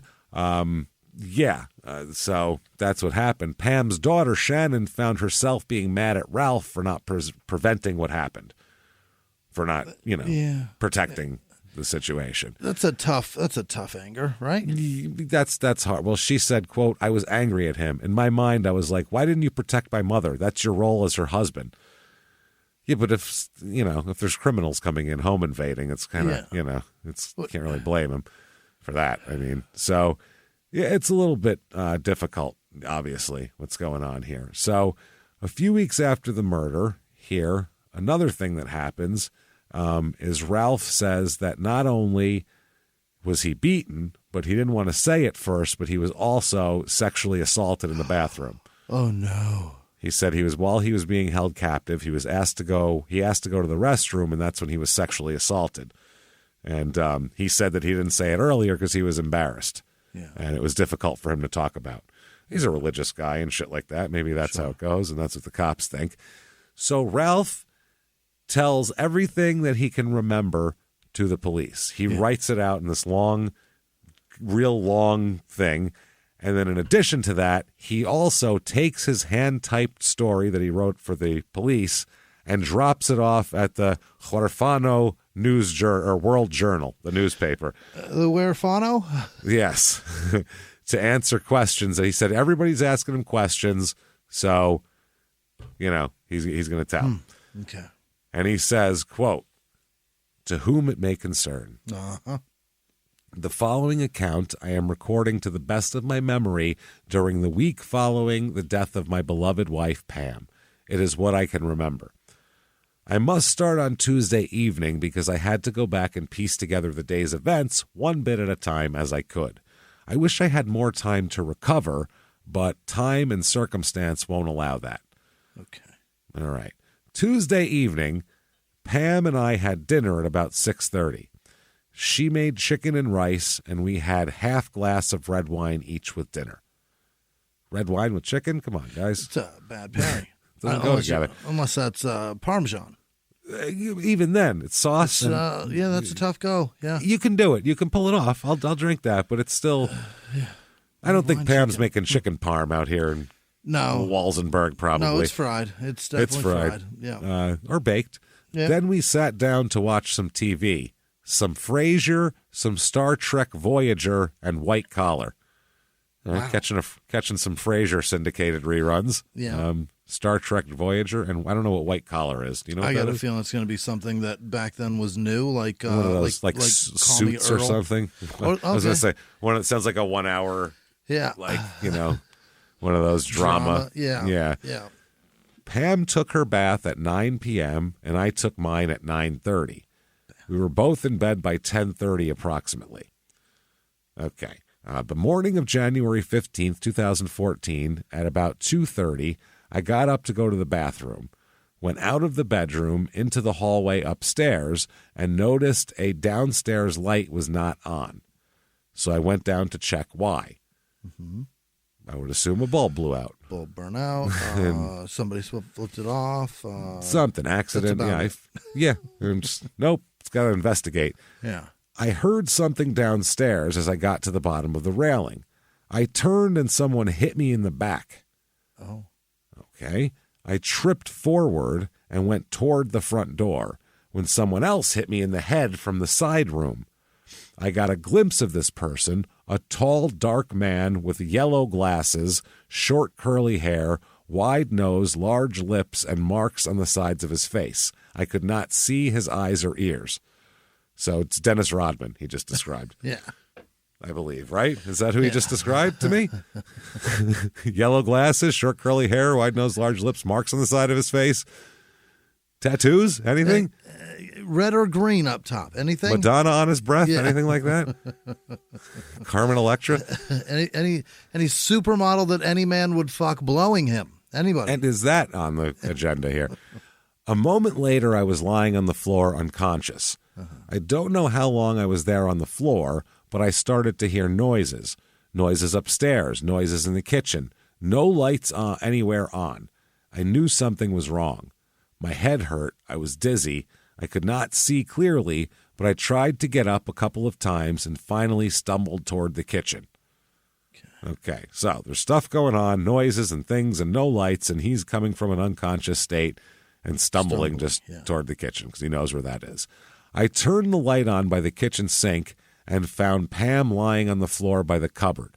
Oh. She is alive. She is badly hurt. There is blood all over her face and all over the floor. I yelled at her, but she did not respond at all. Do you notice one thing that he's done here is he's going back and forth with tenses? Yeah. She is, she was. She is like he's telling you like he's been hypnotized and telling you I'm walking through this now. And then she'll say, and then he says she was like it's a past tense thing that already happened, which that's kind of a weird thing that he's doing there. So she's alive, badly hurt. There's blood all over her face and all over the floor. I yelled at her, but she did not respond to it at all. She was breathing hard, and blood was coming out of her nose and mouth. I tried to clear her mouth, but she was bleeding and it wouldn't stop. She started to convulse, and I held her hand for a couple of minutes. And then she just went quiet. I yelled at her again and just started crying. She did not respond and was no longer breathing. I just collapsed down to the floor by the sink. Okay. A moment later, the two guys ran downstairs and told me to shut up. Yeah. The taller man took me to the front hall and told me to get down and shut up. When I lay down on the floor, I was crying, and he kicked me in the side and told me to shut up. Okay. They were speaking Spanish, but the tall one did speak to me in thick English. Okay, yeah. Like a thick accent, I guess. And so he got a real, like a Birmingham, England accent, like a real heavy one. Like Ozzy started sounding like thick English. Yeah, and called me Gov a lot. Yeah, a lot, like all the time. And told me not to move or make any noise. And he took all my beer out of the refrigerator, which I didn't care for. They turned the kitchen lights out. They both had some kind of LED lights on the sides of their gloves. What? I don't know. Lights on their gloves, apparently. That's why they don't need Never lights. Heard of that. That's awesome. Yeah, just built-in headlights, built-in flashlights. That's kind of cool. He said something was wrong with him. The tall guy was talking on a phone in Spanish. I don't know what phone he was using. I could only determine that he was very angry. Mm-hmm. All right. Something was wrong with the car. I could not tell what. He told the shorter guy they would have to wait a while, and he told me not to move. All right, this is all fair enough. Wait a while, don't move. Okay. Some time went by, don't know how much. He came back and asked me if I had any more money. I told him I had a couple of stashes upstairs in the garage. He told me to go get them. He followed me to the kitchen where I put on my tennis shoes to go out to the garage. Hold on, I got to put my shoes on. Okay, if you were killing people and bashing people, would you let them put their shoes on first? You'd be like, you're going in the garage barefoot. Yeah, give a fuck how comfortable your feet are. Let's go. Yeah. But no, you let him put his shoes on. There could be pebbles in there. We don't want him to. Don't want to step on right in the heel. That hurts so bad. It hurts so. I mean, yes, we bashed his skull in with the butt of our guns, but that's a heel and the pebble that hurts. Holy. That's different. Yeah. Wow. I put on my tennis shoes to go out to the garage. He took out a small handgun and told me he would be watching. I went out the back door, and the rear door glass was broken. Some pieces fell when I opened the door. I continued to the garage where I tried to lift myself up into the loft. He just said that they let him go outside. Yeah. They just stood by the door with a gun and said, I'll be watching, and let him go outside through the yard and into the garage by himself. I'm going to stand right here with you. Where he could obviously have weapons, or he could have a machine gun in there, a car, a fucking an Acme Wile E. Coyote bomb, anything could be in there. A rocket that he's going to ride out of here. Wow, but that's what they're looking. They're going to let him do it. So I had an old shotgun in the loft with a couple of shells, but I couldn't pull myself up. So I grabbed the $200 I had under the candle and I went back out. Wouldn't you try harder? What? I'd get up there if I had to. Gee, my wife's in there. She's dying on the floor. These guys are probably going to kill me. They're robbing me. I'm getting up in this fucking loft no matter what. Yeah. I'll find something to stand on. I'm getting up there. But I'm not in that situation, so maybe I'm being too picky. When I turned around, I saw Farhi, that's the neighbor that found him, saw her husband in the back of his yard. I always wave at him, but the tall guy was standing by the bathroom window with his gun looking at me. So I just looked straight forward and didn't wave. I didn't even look over. I thought maybe he might even think that was strange and come check on us. Nobody ever came. Oh, my God. So the neighbor saw him outside. When I went in, more glass fell. I was sure someone would hear. I think it was about 5 o'clock now because there was some traffic starting to move around. Once I was inside, I told them it was cold and I needed to keep fire going. So I went back out to get a couple pieces of wood for the stove. He's in and out so much. They're just like, yeah, he'll be back in. That's all right. Hey, you know what? Stop at 7-Eleven for me. I'm low on cigarettes while you're out there, if you could. Find a Stuckey's. That pecan roll is so good. Shit. But I could not see Ferry's husband, So I brought the wood in. Okay. So went out, looked for the friend's husband, couldn't see, so we just came back in with the wood. Yeah, so we're going to roast marshmallows now. Yeah. That's all. We'll make s'mores. But when I picked up the poker to stir up the fire, I saw blood on the end of it, and I put it down and told them I would just turn the electric on. What? Yeah. Hold on a second. Okay, I assume they're burning the fire because the electric heat's probably expensive. Yeah. So even in this situation, he was being cheap up until now? Evidently. Wow, okay. So that's interesting. But when I picked up the poker, okay, there we go. Just turn the electric on. I turned the heater on in the TV room, but the tall guy would not let me stay. He took me to the hallway and told me to lay down and stay. I just broke down. I was crying and I was cold and I was freaked out. Pam was there with me just a few feet away. I grabbed a small pillow off a bench and a small blue knit blanket to cover myself, and I just cried. I either passed out or fell asleep exhausted and cold. Okay, that's what he says. That's now, it. No. Oh, no. That was just that night. There's a whole other day coming up here. Oh, boy. The next bit of memory comes at about 11 o'clock on Wednesday morning. Guys are still there.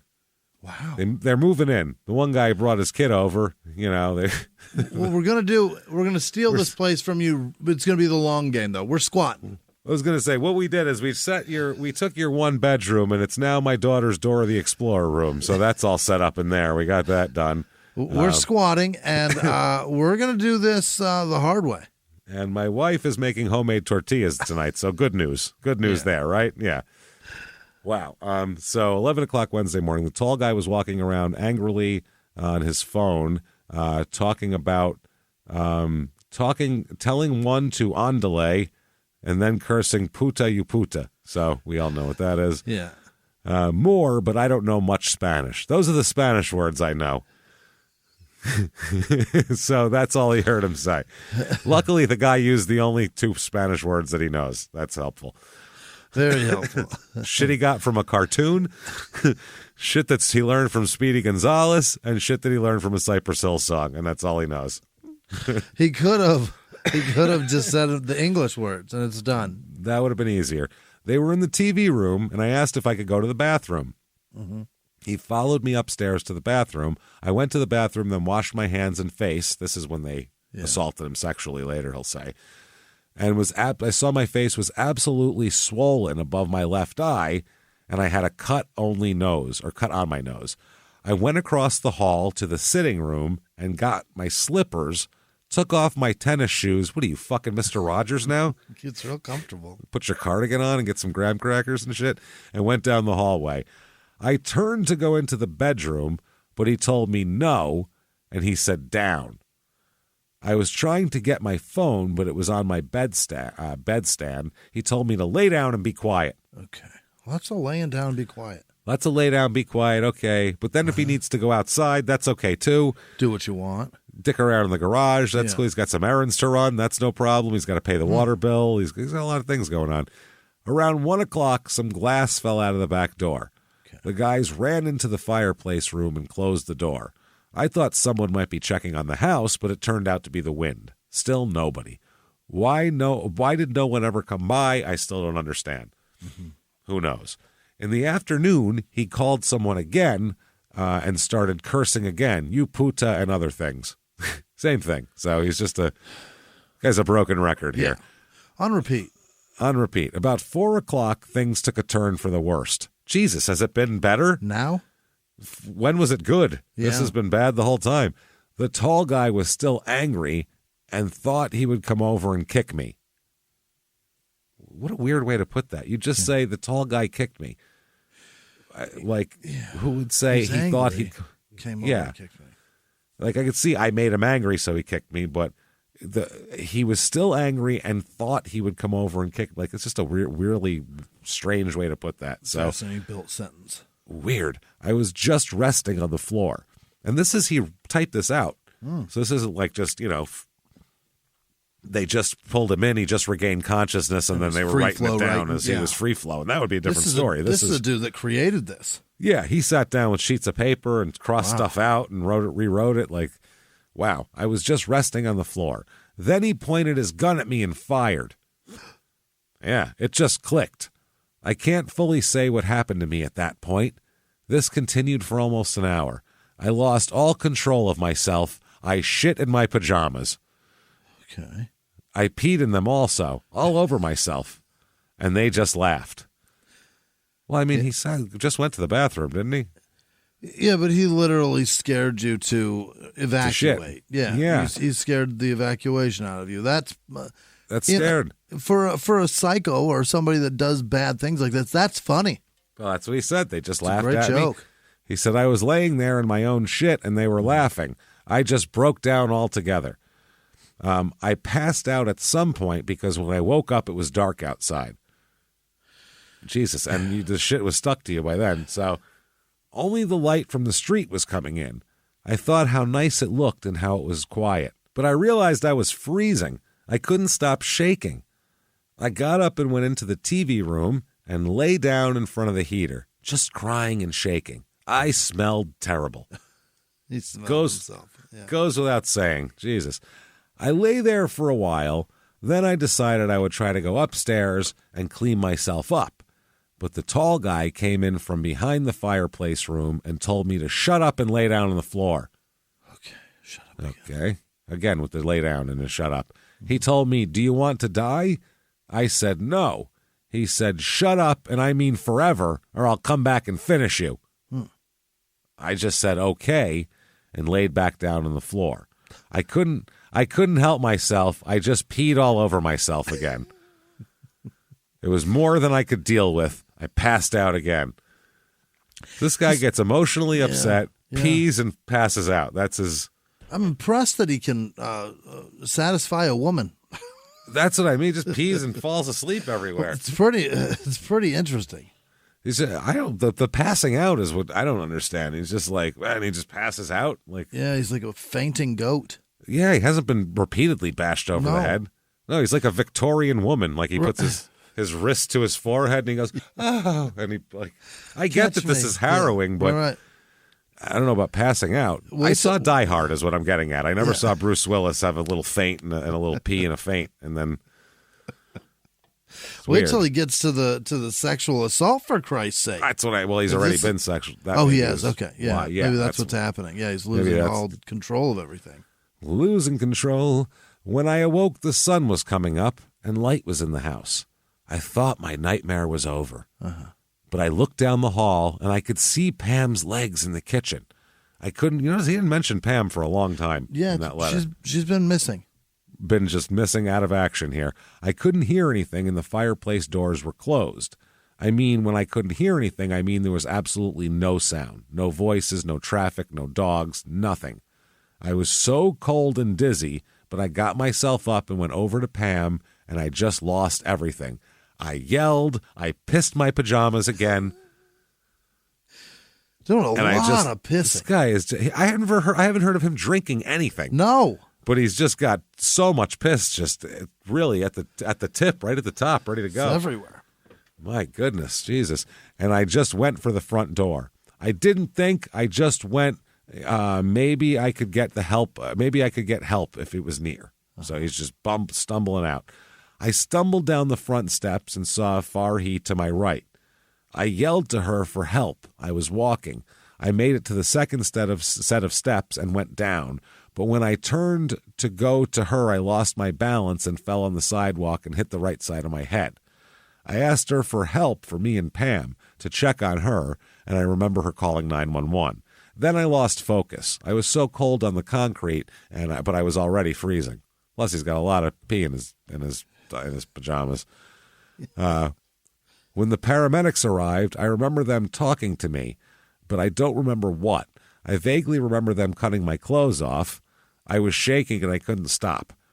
The next thing I remember was the hospital. They were trying to warm me up and get an IV into me, and they were trying to clean me up. The next thing I remember was riding in a helicopter. Wow. It just hurt my head worse. It vibrated all the way and just made me sick. When they got me to Parkview, they gave me a warm IV and blankets and put some morphine for the pain, and I started to feel better. Well, yeah, it'll make you feel, yeah. Sometime in the ER, A gentleman came over to take pictures of my injuries to my head, ribs, arms, and face, and also my pajama pants, because they're the most injured party of anything that I have. There's shit and piss all over. All over. I can't remember my name. Also, Greg Sudar from CBI came to talk to me and to ask me what happened. I tried to tell him as much as I could. Also, Greg Sudar from CBI came to talk to me to ask me what happened. I tried to tell him as much as I could, but by that time, I was still in shock, and all I could really remember was getting hit in the head. I could really not remember what all had happened the last day. I thought everything had happened that morning. That's what I believed. After some more x-rays and a CT scan, the doctor said I had a concussion and I was stable and I could go home. Okay, my son Aaron came to pick me up, but Greg and Kirk Liebkin said they would give me a ride to CBI and then I could go, so I said okay.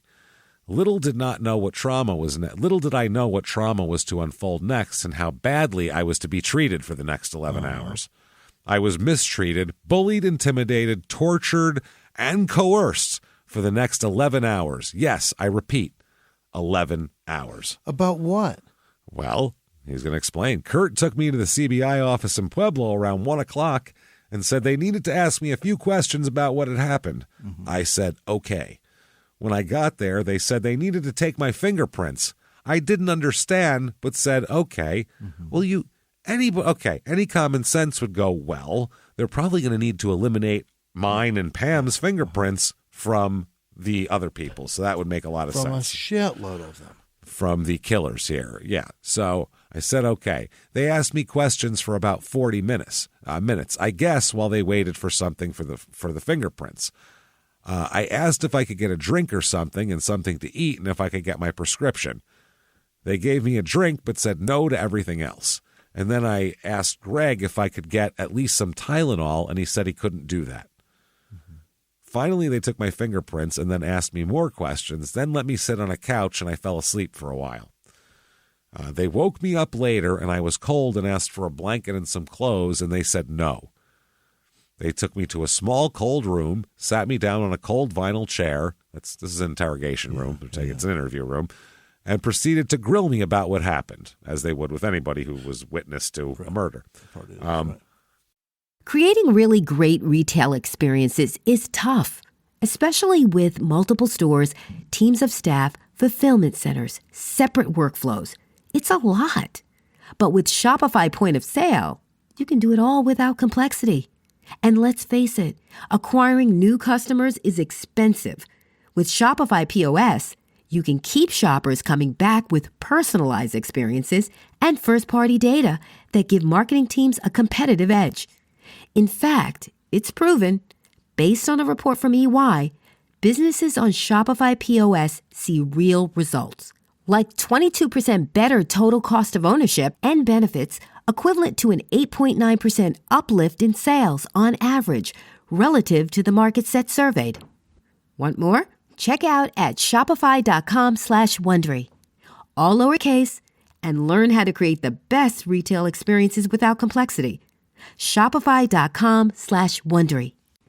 February is the month of love, and we all deserve a little something special. Dime Beauty is having their annual Valentine's sale right now, where you can get 25% off everything with code VALENTINE. It's the perfect excuse to refresh your beauty routine or pick out a thoughtful gift. At Dime, clean is more than a standard. It's their promise. Dedicated to skin-conscious ingredients, they focus on creating beauty, skincare, body care, and fragrances that are safe, gentle, and free from harsh chemicals. With Dime, you can trust what you're putting on your skin every single day. If you're looking for the perfect nighttime anti-aging cream, their TBT cream is a must-try. It's packed with clean, age-defying ingredients that nourish and hydrate your skin while you sleep. But don't just take my word for it. Over 3,000 five-star reviews speak for themselves. Whether it's skincare, fragrance, or a little bit of both, Dime has something for everyone. Visit DimeBeautyCO.com and use code VALENTINE for 25% off right now during their Valentine's Day sale. Grab your favorites before it's over. DimeBeautyCO.com.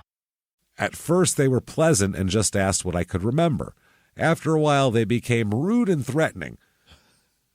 Damn homicide detectives. The first thing they teach them, before they teach them anything about finding killers or They teach them to be damn polite, and they're just blowing it. Manners are very important to murder cops. It's always it's offer everything. Yeah. Always offer like an Oreo or something first, maybe a Chips Ahoy, just to make them feel comfortable. Yeah, juice box maybe, something good.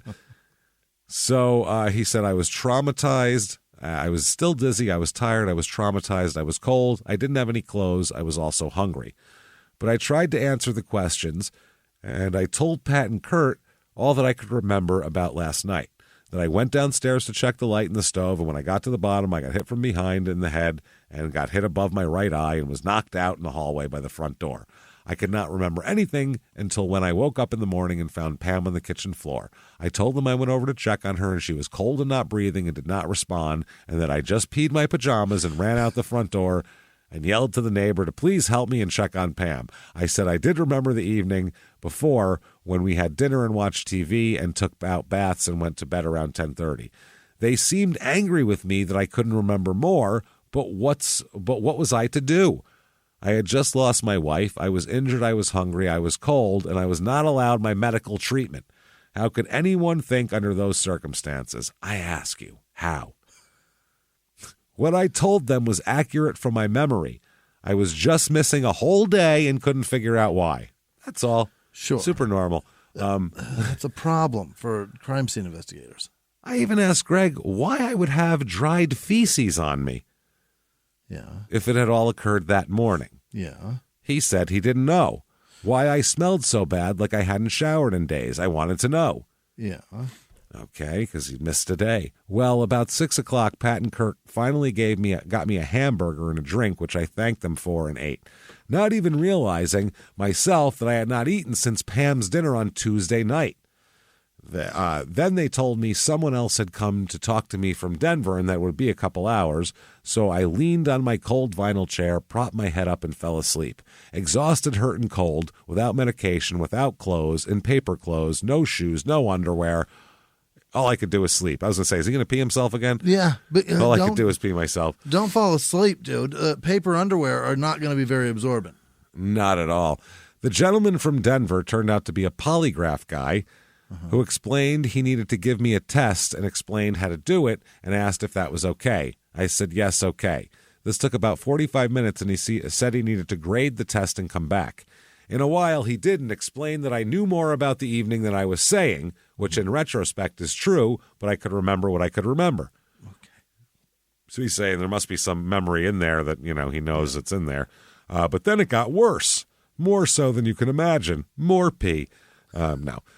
At about 10:30 p.m. on Thursday, Pat and Kurt came back loaded for bear. They came out and said, I knew more than I was telling, and they pieced together a story for me.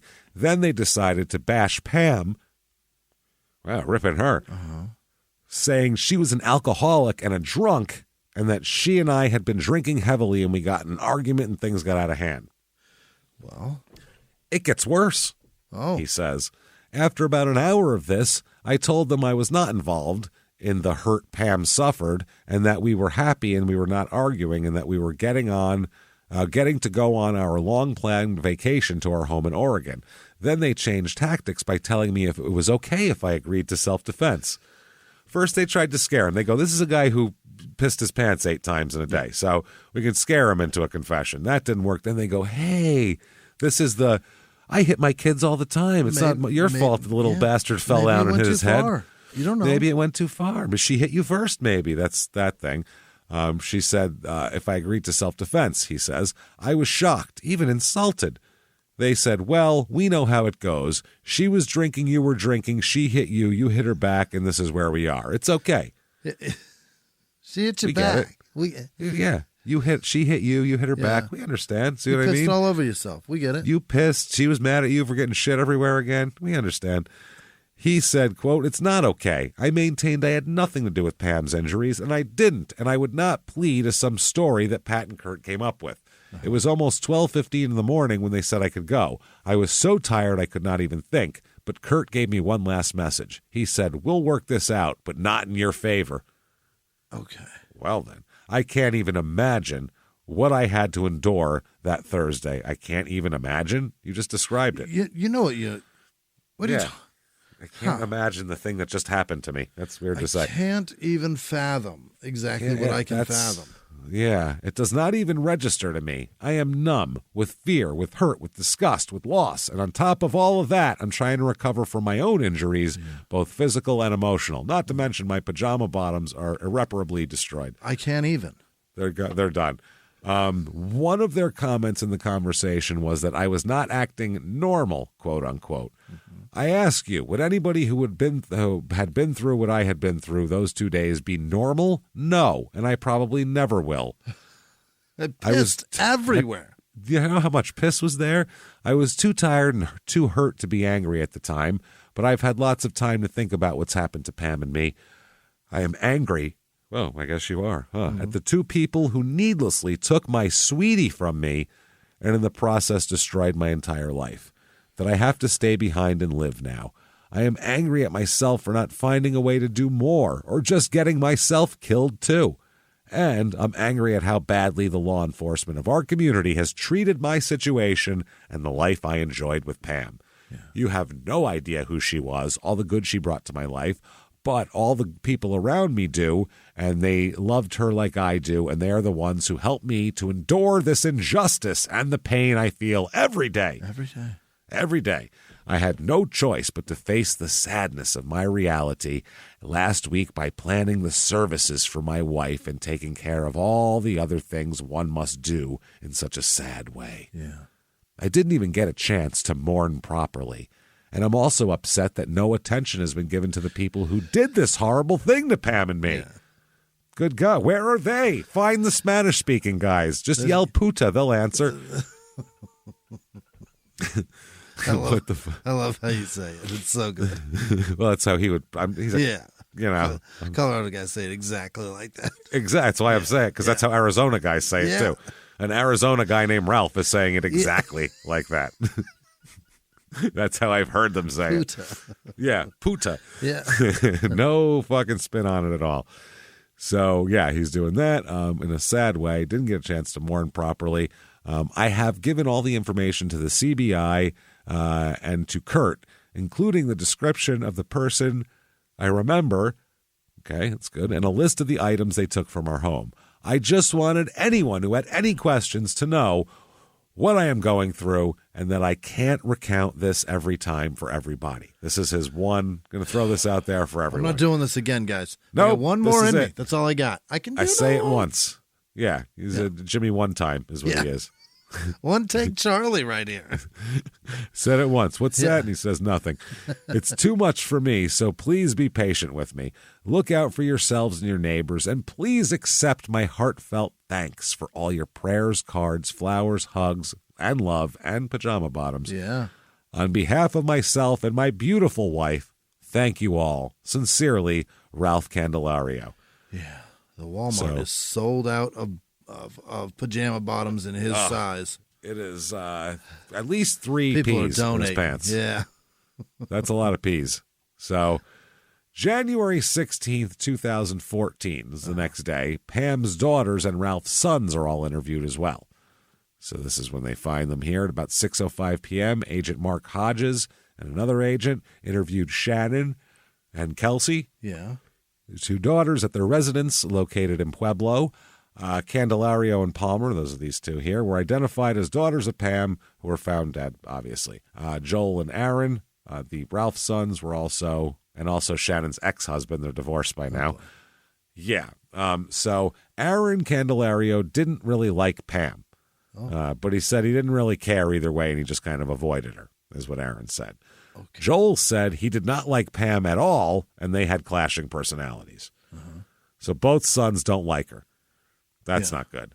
Joel told Kelsey and Shannon that Pam and Ralph fought a lot, and there were threats of divorce and leaving the relationship. The girls thought Pam was the one making the threats of leaving and divorce. Yeah. Neither Kelsey or Shannon ever lived with Pam and Ralph, so they didn't see what goes on at night between the two of them. Shannon last saw her mother about a week and a half ago when they sat in the car for about an hour, and Shannon had not heard from her mother by phone or text since. Pam and Ralph were planning to move to Oregon, according to them, which Shannon thought maybe fell through because, like we said, the financial problems possibly. But she knew that her mother did not want to live in Walsenburg and that she was upset she divorced Jerry and married Ralph. Yeah. So Kelsey had not seen her talk to her mom in approximately 2 months. Oh. About 1 month ago, Pam went to Jerry Palmer's work. That came up then about, the daughters indicated that Pam got emotional and told Jerry she was sorry and wished she never left him. That's unannounced, that shit there. So Shannon and Kelsey did not know of any enemies or threats toward Pam, although when Pam first moved to Walsenburg, she had her gas tank siphoned and her tire slashed. I think I could have a pretty good idea who did that. Do we know where Dana Franklin was that day? Just allegedly. I don't know. Just a thought. Not saying she did it. She's good for it. We know that. She did it once, yeah. The daughters did not know of any infidelity issues within the marriage, but claimed that Pam had a history of it. Our mom fucked around from time to time here, and as she has been married at this time 4 times. She said this is her fourth marriage, and she's pretty much all of them have ended by, some sort of infidelity here. Mm-hmm. They said Shannon and Kelsey did not know about how they said, are your parents real safety conscious, Ralph and Pam? Do they lock all the doors, bolt all the windows? Are they that kind of people? And they said, we have no fucking idea. We don't live there. Right. Pam said she said her mother wasn't overly safety conscious about locking doors when the daughters had lived with her previously. So don't know if she's changed since then. Kelsey said that she did not think the side door was very secure at their house in Walsenburg. One time she visited the house and Pam and Kelsey went in through the side door, which had one lock being used that wasn't very good. They said on one occasion in 2010 or 11, Pam even broke into the house herself when she wanted in for something prior to her and Ralph getting married, and she didn't have the key yet, but she needed to get something and went through that door. So when asked what the girls thought happened to Pam, Shannon thought that Ralph or Aaron told her that 2 guys broke into the house, and Shannon was told Ralph heard something and Pam got hit in the head with something. And at the hospital, Ralph was crying and sobbing and kept repeating that he didn't know what to do. Mm-hmm. Shannon got angry as it seemed like a stupid thing to say. You don't know what to do. Kelsey did not think Pam was involved in something that would have gotten her hurt. Whatever happened, she thought was probably because of Ralph. Ralph probably pissed somebody off. The girls questioned why anyone would want to break into their house. They didn't have much valuables in the house other than antiques, which, again, you can't take to, Johnny the pawnbroker and hand in. So they don't know what the fuck they're looking at. Pam wasn't a flashy dresser. She didn't wear flashy diamonds all the time or anything like that. She had some jewels, but it was more of a Native American type of jewelry in turquoise. Southwesty shit. Yeah. The Southwest, silver and turquoise. Shannon and Kelsey thought Pam may have been back in contact with her sisters, who are identified as Tina Tabor from Albuquerque and Karen Calloway from Hobbs, New Mexico. Oh, my. And Shannon and Kelsey did not have a way to contact their aunts, though.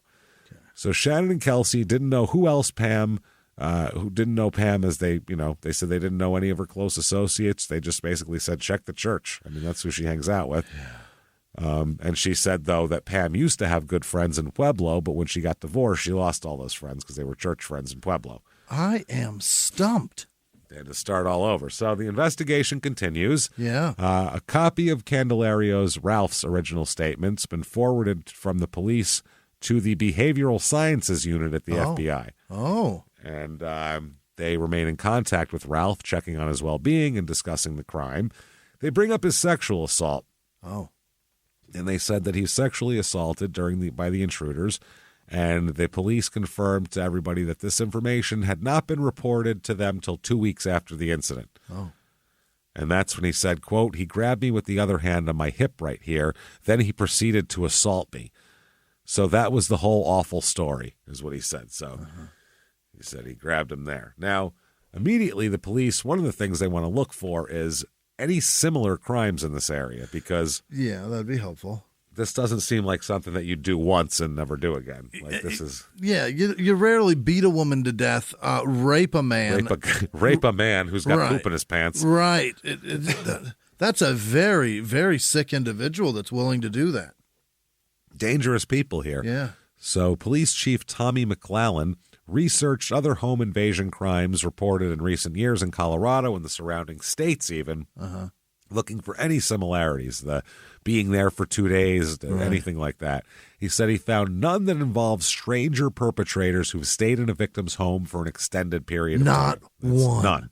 Not one, because it's rare. Yeah. You're in who's to say if they don't have a party plan for tonight and a bunch of fucking people are going to come over? You have no idea if half their family's going to show up at the door at 5 o'clock with cakes and balloons or something. You have no clue. Get the fuck out of there. Yeah, you don't know if a bunch of workers are coming over to fix the furnace. You have no clue what's happening. So you get in and you get out. So they said none of that. In many reported cases, drug dealers are the targets of home invasions by either rival drug dealers or people who want to rob drug dealers. People that want drugs, robs drug dealers, as Omar said. None of those seem to be related to this, though. They're Jehovah's Witnesses that don't do drugs, really. Yeah. Pam has 2 glasses of wine and she's tipsy, so this isn't what we're looking at here. On Monday, April 14th, this is 3 months after the murder, Walsenburg and state investigators, along with prosecutors, are meeting to review all the evidence and try to figure out if they have any suspects. Yeah. Okay, now, Pam's ex-husband, Jerry, they bring him into this because they're like, she's got an ex-husband, and she showed up at his job a while back. And so Jerry described his relationship with Pam as tense, stating he had only spoken with her and seen her maybe 4 times since they had broken up. Really? Jerry further reported the relationship between Pam and their daughters was also tense. Maybe the daughters did it. Maybe they disguised themselves and spoke Spanish. According to word puta. Puta. Very convincing now. I was trying to say like Casey Kasem. Yeah. Puta. There's a puta on the loose. So he said that once last time he physically spoke to or saw Pam, Jerry said he spoke with Pam in November of 2013 when she popped up at his job. Yeah. Jerry said Pam asked how the girls were doing and commented on how she wanted to reestablish and have a better relationship with the girls, which then she followed that up with having a conversation. So it seemed like she was very interested in doing that. Yeah. Jerry said Pam never mentioned her relationship with Ralph or mentioned any issues or problems she was having with Ralph. Okay. Jerry said it appeared to him that Pam had remorse as to how the divorce and her marriage to Ralph had affected her relationship with her daughters. The police officer said, at this point in the interview, I asked Jerry if Pam had ever contacted him about reconciliation. Jerry said that Pam never contacted him personally while married or divorced to discuss reconciling their situation. Oh. Yeah, however, Jerry said during a conversation he had with Shannon, Pam commented on how she made a mistake divorcing Jerry and that she should have never left Jerry. Okay. As the interview came to an end, the police officer asked Jerry if he knew of any friends or friends of Pam who that maybe she would have confided in. Yeah. Somebody that, she's talking to that you wouldn't know about that he would or she would. According to Jerry, all of Pam's old friends seem to have disassociated themselves from her due to the divorce. Oh. Jerry said Pam's friends, while they were married, were largely, if not all, members of the church. Yep. And once he and Pam divorced and the truth about what caused the divorce was revealed, Pam was essentially censored from the church and no longer permitted to be considered, quote, in good standing. Okay. I bet a few bucks in the jar could fucking fix that. It'll fix everything, yeah. Jerry heard Pam and Ralph Candelario began attending church in Trinidad, Colorado. We did an episode there. Yikes. And eventually regained the acceptance of their church. Before concluding the interview, Jerry was asked if Pam were close with any relatives. According to Jerry, Pam's only surviving relatives are her mother, who Jerry said lives somewhere in Wyoming, a brother identified as Randy Ash, who resides in Durango, Colorado, and a half-sister known only to Jerry as Tina, who lives in Albuquerque. Tina, just the mysterious Albuquerque Tina over here. So police go check on their Oregon house. Maybe there's some clues there. What's that? Yeah, let's check that out. They speak to neighbors. They check their records. They found that one contact with Pam Candelario was on 9/1, so September 1st, 2012, at about 2 o'clock in the afternoon when Pam was stopped on the street for a seatbelt violation by an officer. Okay. So that's the only time that she wasn't up there getting caught slinging crack rocks or anything like that here. So they said they checked the regional database and found for the address and found a record that shows Pam and Ralph are the current owners of the property. The record shows they purchased it for $145,000. This cop said he went to he found the house was for sale and met with the neighbor here, Carolyn Palmer. We talked about her. Palmer said she's lived in her residence for a long time and said that the Candelarios had been selling their house and that Carol had made an offer on the house of $154,000, but the real estate broker hadn't been able to contact them yet to give them the offer. Carol also advised she was in the house the other day with the real estate agent and advised it was still fully furnished with their belongings. They said, have you ever heard any disturbances or domestic violence between Pam and Ralph? And she said she never heard anything and that they were very quiet people. Okay. Yep. Carol called Robert Jarvis, another neighbor, over to the house. And Jarvis said Ralph was very friendly, but Pam was not and would avoid conversation. Ralph said they kept to themselves and didn't share any personal information. Ralph advised that they were very quiet and they were there and, no one ever heard any arguing between them and anything like that. Nobody knows shit. They pointed out that, people would wave and he would wave back, but she wouldn't. A lot of people said that here. I don't know. If she waved and we're together, that's our wave. That's the way. That's what I mean. Yeah. You don't have to wave. It's fine. No, we don't need two waves. Jesus, how much waving do you need? fucking needy prick. That's everybody fucking so needy. So the real estate agent, they met with the Coldwell Banker real estate people, and they said they wanted to list their residents, the Candelarios. They said they wanted to sell the house and buy a commercial property because Pam collected and sold antiques and wanted a place to sell them. Remember, she was going to do that. Yeah. They said that they knew Ralph restored cars and car parts, and neighbors said, the real estate agent said that Pam owned a beautiful Victorian house in Colorado and wanted to move, but Ralph's business had picked up and they couldn't move. That's the God damn it. dream house that she still owns, apparently. Pam had told them they'd been married for about a year and that she'd left her husband and he left his wife, which was true. The Johnsons advised that Pam was a very happy person and outgoing. Those are the real estate agents. They said Ralph was more closed and not very talkative. So they got the complete exact opposite experience as everybody else with them. They said they had gotten offers but hadn't been able to relay them yet. So 6 months passed with nothing to show for it after the murder. Ralph is, still saying he's having a hard time. He spent some of the day before the 6-month anniversary of the crime pulling weeds around the house and working on the yard at his home. He said he didn't want to spend a lot of time at the business he and his wife built, so he was trying to avoid it. He said the days pass with difficulty, but he continues to try to be patient with the long investigation. He said he's found out firsthand in an awful way that reality is so unlike television crime dramas that nearly always wrap up with a solution. And 30 minutes. And in 30 minutes. Candelario said in past discussions with the police chief that he's learned that he may have to live to learn with the fact that the crime took place, took his wife, and it may never be solved. Yeah. Sometimes these things are never solved. Sure. He said that he's learned about compassion others have for him, friends driving from Walsenburg from Denver just to talk.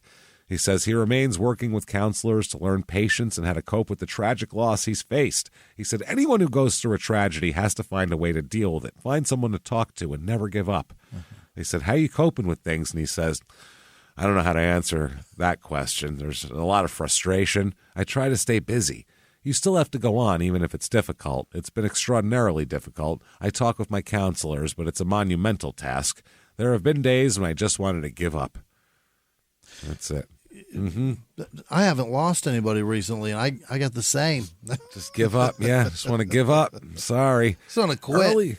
Just give it up, man. It's over with. Early 2015, though, police find some evidence that some throw rugs that had Pam's blood on them were washed in the house. Oh. And also they found some other things. They called it tampering with the crime scene by staging some items in the home and removing others. Then they decide all of this could only have been done by one person, so they arrest Ralph for first-degree murder. Really? Oh, yeah. Absolutely. They have a hearing, 7.5 hours of testimony from 7 witnesses. Yeah.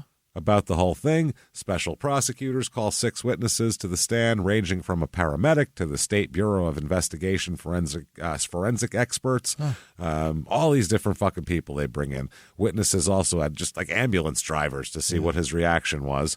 They said that they described photographs they made room by room of the 2-story home, testified about the condition of the home, saying that numerous curio cases and their contents were found mainly undisturbed, countering the claim that saying that these were burglars that were madly ripping the house apart. Yeah. Some of these things were just perfectly neat and fine. They said that. They also said that the defense saying that these were probably a killing done by burglars, someone who was trying to obtain money to pay off a Mexican mafia debt. Right. You bunch of putas. Yeah. Gee, putas? Hey, putas. Hey, putas. Torres. Pay my debt, puta. Pay my debt. I'm going to call you names. I know 3 words of Spanish, and I'm going to use them all. Torres said that, this is the cop here, said that forensic testing found DNA under a single fingernail of the victim, and that was possibly from the defendant or a male Candelario relative. So either him or someone related to him. Okay. So he's the only guy home. Did they find poop on her at all? That's right. Any pee anywhere? That would be an open and shutter there. So they said the DNA test used could not narrow down the sample to one specific person. They testified that 2 rugs were found in the washing machine of the home and later removed and hung up to dry inside the home. Inside? Yeah, 1 small drop of blood from the victim was found on one of the rugs. Okay. They testified that a suitcase containing women's clothing believed to be that of the victim was found packed and sitting outside the bedroom on the home's 2nd floor. In earlier interviews, he said him and his wife had planned a 6-week trip to Oregon. There was no evidence presented that any travel bags belonged to Ralph were packed in preparation for a long vacation. Okay. So, yes. They also said the life-size photograph of a fireplace poker was placed near the victim's head injury during the autopsy and is obviously the murder weapon. They said also investigators who interviewed Ralph testified to his demeanor and statements made at the hospital and when he was being flown around. They said he said, I was attacked by these 2 men, but never really all that clear. Yeah. Switching tenses all the time again, which is not great. Remember that piece? That's I'm doing this now. She is that's not. She was she that. Was that? Yeah. Yeah. They said all the cross examination of witnesses here they had, and they said that they obtained Suarez, who's the defense guy here. Oh no, he's the case supervisor. He said he testified to some of the information he obtained during the investigation, much of it coming from James Baca, who holds the defendant's power of attorney, who told investigators of problems the defendant had with a, quote, businessman down the block from his antique store. So obviously he's going to come in, stay for 2 days, and, kill his wife, obviously. That's not him, though. Right. Only the wife, yeah. They said information obtained by a parole officer who said a parolee might have information the killing was done during a botched burglary. This is the defense. So they tried to interview the parolee, but it was found that the information was secondhand from an unknown source incarcerated within the prison. So prison gossip is what it was. So they interviewed all these people. People's names came up. It never went anywhere. Nothing ever went anywhere. In summation, the special prosecutor said there's no evidence that anyone besides Ralph and Pam were ever in the house when this happened. They can't find any evidence. And based on that, they're going to have to charge Ralph because Pam didn't do it to herself. Yeah. That's it. So, and they said Ralph's statement is a disaster. His long statement is a fucking mess. Yeah. In terms of believability. No forensic smoking gun, obviously, so he's going to plead not guilty. I mean, you have to, right? You have to, yeah. Now, during this case, Dateline wants to film the court proceedings. Okay, good. Do it. They want to follow this bad boy because this is a fucking wild case. This is nuts, yeah. This is crazy. So at that point, this Dateline does a little research, and they go, hey, whatever happened to his first wife? Oh, yeah. Where the fuck is Dina? Right. Now you have this story, which is crazy, and a guy whose first wife is still just, I don't know, she just disappeared one day. She loves her kids, but she doesn't want to be here. So they got a little bit interested now in this whole thing. They said the first wife's case remains an open missing persons case, and, who knows? But it may not be a fact presented to the court. Okay. Like in court, they can't say, he's more likely to have killed Pam because that's not allowed. So that's that. Prosecutors will contend here just that he killed Pam, staged the home to make it look like an invasion. So the defense attorneys don't want cameras in court. Defense which is doesn't? interesting. Yeah, that's usually the people who want it, and they don't want it. They said that can't have that. Can't have the court in there. It'll make it prejudiced against him. They said at least one CBS 48 Hours producer will be present at the trial with at least one other crew member, and agreed upon number of cameras should the request be, granted here. So they said in a letter to the judge, CBS News Magazine 48 Hours said, our cameras are small and can be placed in very discreet locations that can be wired into another room outside the main courtroom. Like, we'll just put a little camera up. We don't need to do shit. We can go back and forth to that camera from the studio. We don't have to be we there. don't need shit. This would be totally remote.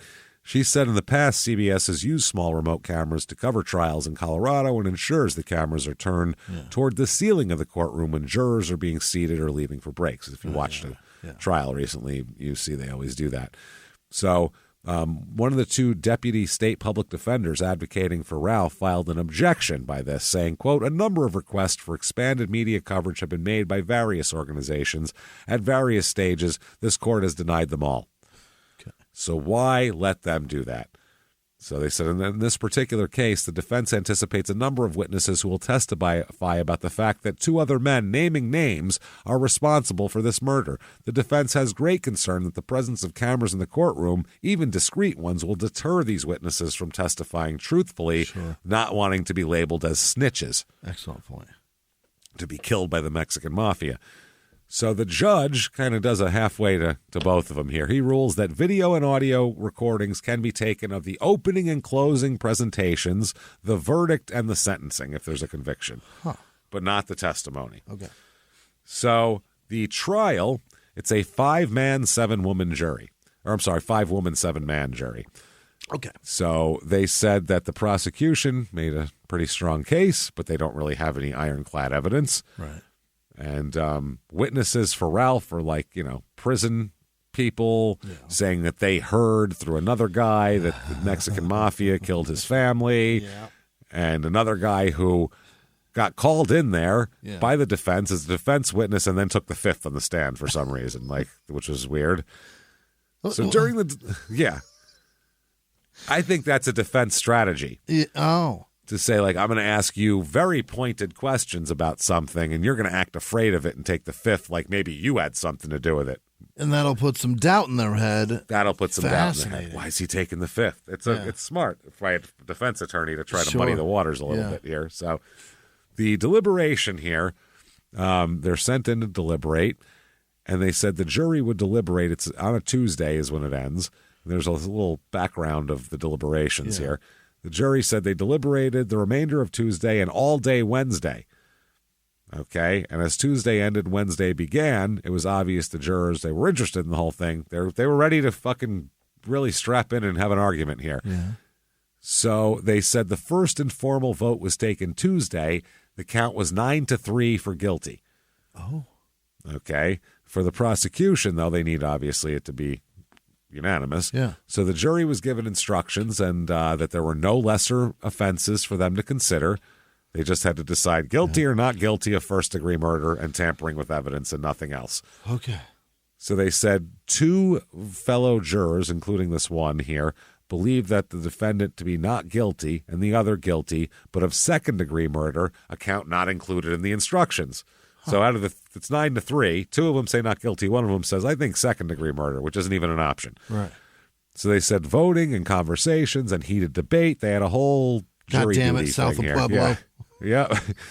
No one seemed to be moving. It was still 9-3. What? They didn't take secret ballots either. All 12 knew. They just did it out in the open. So they were like, fucking Susan will not agree to our shit, which is the whole reason why you do a secret ballot, so you don't attack people into badgering them into believing what you believe.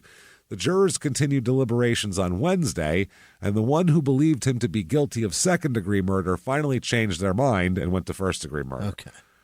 As Wednesday's deliberation dragged on, all the family members and everything, they're getting worried about what's going on here. Yeah. They said that as 5 o'clock hour approached on that day, this juror said, the jury seemed deadlocked, 10 for conviction and 2 for not guilty. Okay.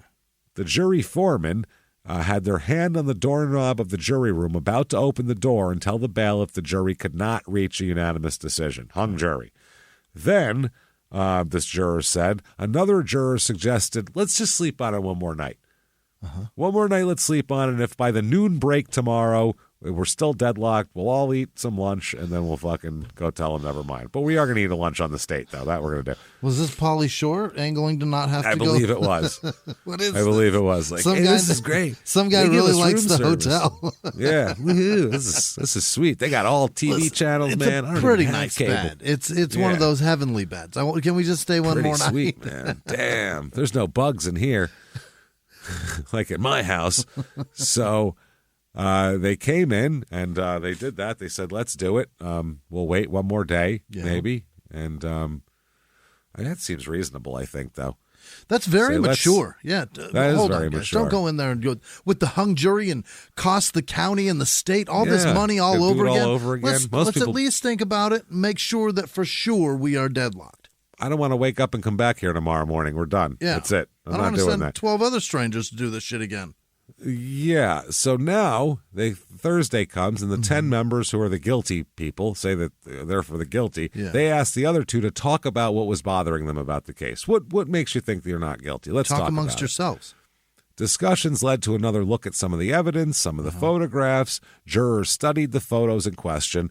One had blood droplets on the floor of the Candelario kitchen, blood droplets that trailed from the victim's body, where the suspected murder weapon, the fireplace poker, was leaned against a wall. Yeah. It was obvious after its use for the purpose of killing someone that it had been put back in its usual resting place. Oh. They were like, that's interesting. The other photo, they said, would kind of mess up his testimony. Testimony of Candelario on videotape made during his interrogation showed him telling agents he, at one point in his captivity by the 2 home invaders, said killed his wife, was allowed to go to the garage to get some money he had hidden under a candle, and then he was allowed to go get wood. Yeah. So, they let this guy go outside, and he didn't just take off. He didn't go, when he saw the neighbor, he didn't go, call the fucking police, 911, 911, 911. Yeah. People in my house. Holy shit. Those guys would have ran out of the house if he did that, probably. Absolutely, correct? Yeah. Instead, no. So they said that was interesting. They didn't really like that. So he had also told law enforcement investigators he tried to retrieve a shotgun that was located in the upper level of the garage, and he had also written down his portion of the story and gave it out to the newspaper. The photograph showed without a doubt that there was a shotgun in a case in the upper level of the garage. The shotgun shown in the photograph was shown to be pristine, clean and free of dust, unlike every other surface in the upper area of the building. Oh my God, he put it up there afterwards. Had to be. They said it was clean. Everything else was covered in cobwebs and dust. It's the upper part, the upper part of my garage? Yeah. Cobwebs and dust. It's gross, yeah. It's gross. It's above the thing. The fact that the case had been placed in the location to support his story and had not been there for a long time, now the jurors went, oh shit, I didn't notice that. Look at that. None of them noticed it until then. Even the guilty people hadn't realized that. They went, holy shit, look at this shit. There's no dust on it. This is fucking clean. Crazy. He put it there. So the verdict comes in and they find him guilty of first-degree murder and tampering with evidence. With the shotgun. With the shotgun up there and tried to stage it and everything. So sentencing is going to come in, but not so fast here. Yeah. Okay. An hour before he's scheduled to appear in the 3rd Judicial District Court in Walsenburg for sentencing, he attempts to kill himself in the county jail. Really? Yes. He attempted to slash his throat and wrists with a razor blade. Ooh. They were said to be non-life-threatening injuries. He couldn't do it. Damn it. It's hard. He spent the night at an undisclosed medical facility, and they said the jail does not have a specific policy of putting inmates on suicide watch when they're convicted. They do that all the time now. Yeah. If you're getting convicted, sentenced to life in prison, they're going to put you on suicide watch for this reason. Yeah. And sentenced to the State Department of Corrections. He was being held in a regular jail pod at the time of the attempt here. Is that right? They just probably, this doesn't happen a lot around here. Right. That meaning someone in for murder. So they confirmed that Candelario just used a disposable razor to cut himself. They asked the sheriff if they thought this suicide attempt was a serious one, and he said, I don't think so. We don't really care. It doesn't honestly. matter to us. I mean, Jesus. He's going to be the state's problem real soon. So He's about to get out of here. What county ain't going to bother him no more. So, sentencing here. During this, Pam's oldest daughter, Shannon, addressed the court. She told the court over the last 2 years things happened she'd like to share with her mother but no longer can. Yeah. She said she's reminded of her mom whenever she looks at her sister, Kelsey, who resembles her mom so much. She never envisioned she'd have a life without her daughters in it, and we never pictured our lives without her, she said. We've mourned her to death, and now we have to mourn our future. Or we mourned her death, and now we have to mourn our future. Yeah. It's our responsibility to carry on her goals. And she also said, thank you to the cops for figuring this all out. Yeah. Kelsey was sobbing in the courtroom. She did not address the court. They were there every day, though, and everything like that. Ryan Brackley told the court, we got to know somewhat the life of Pam Candelario, a woman who had hope for the future. That hope and the future did not include the defendant. Right.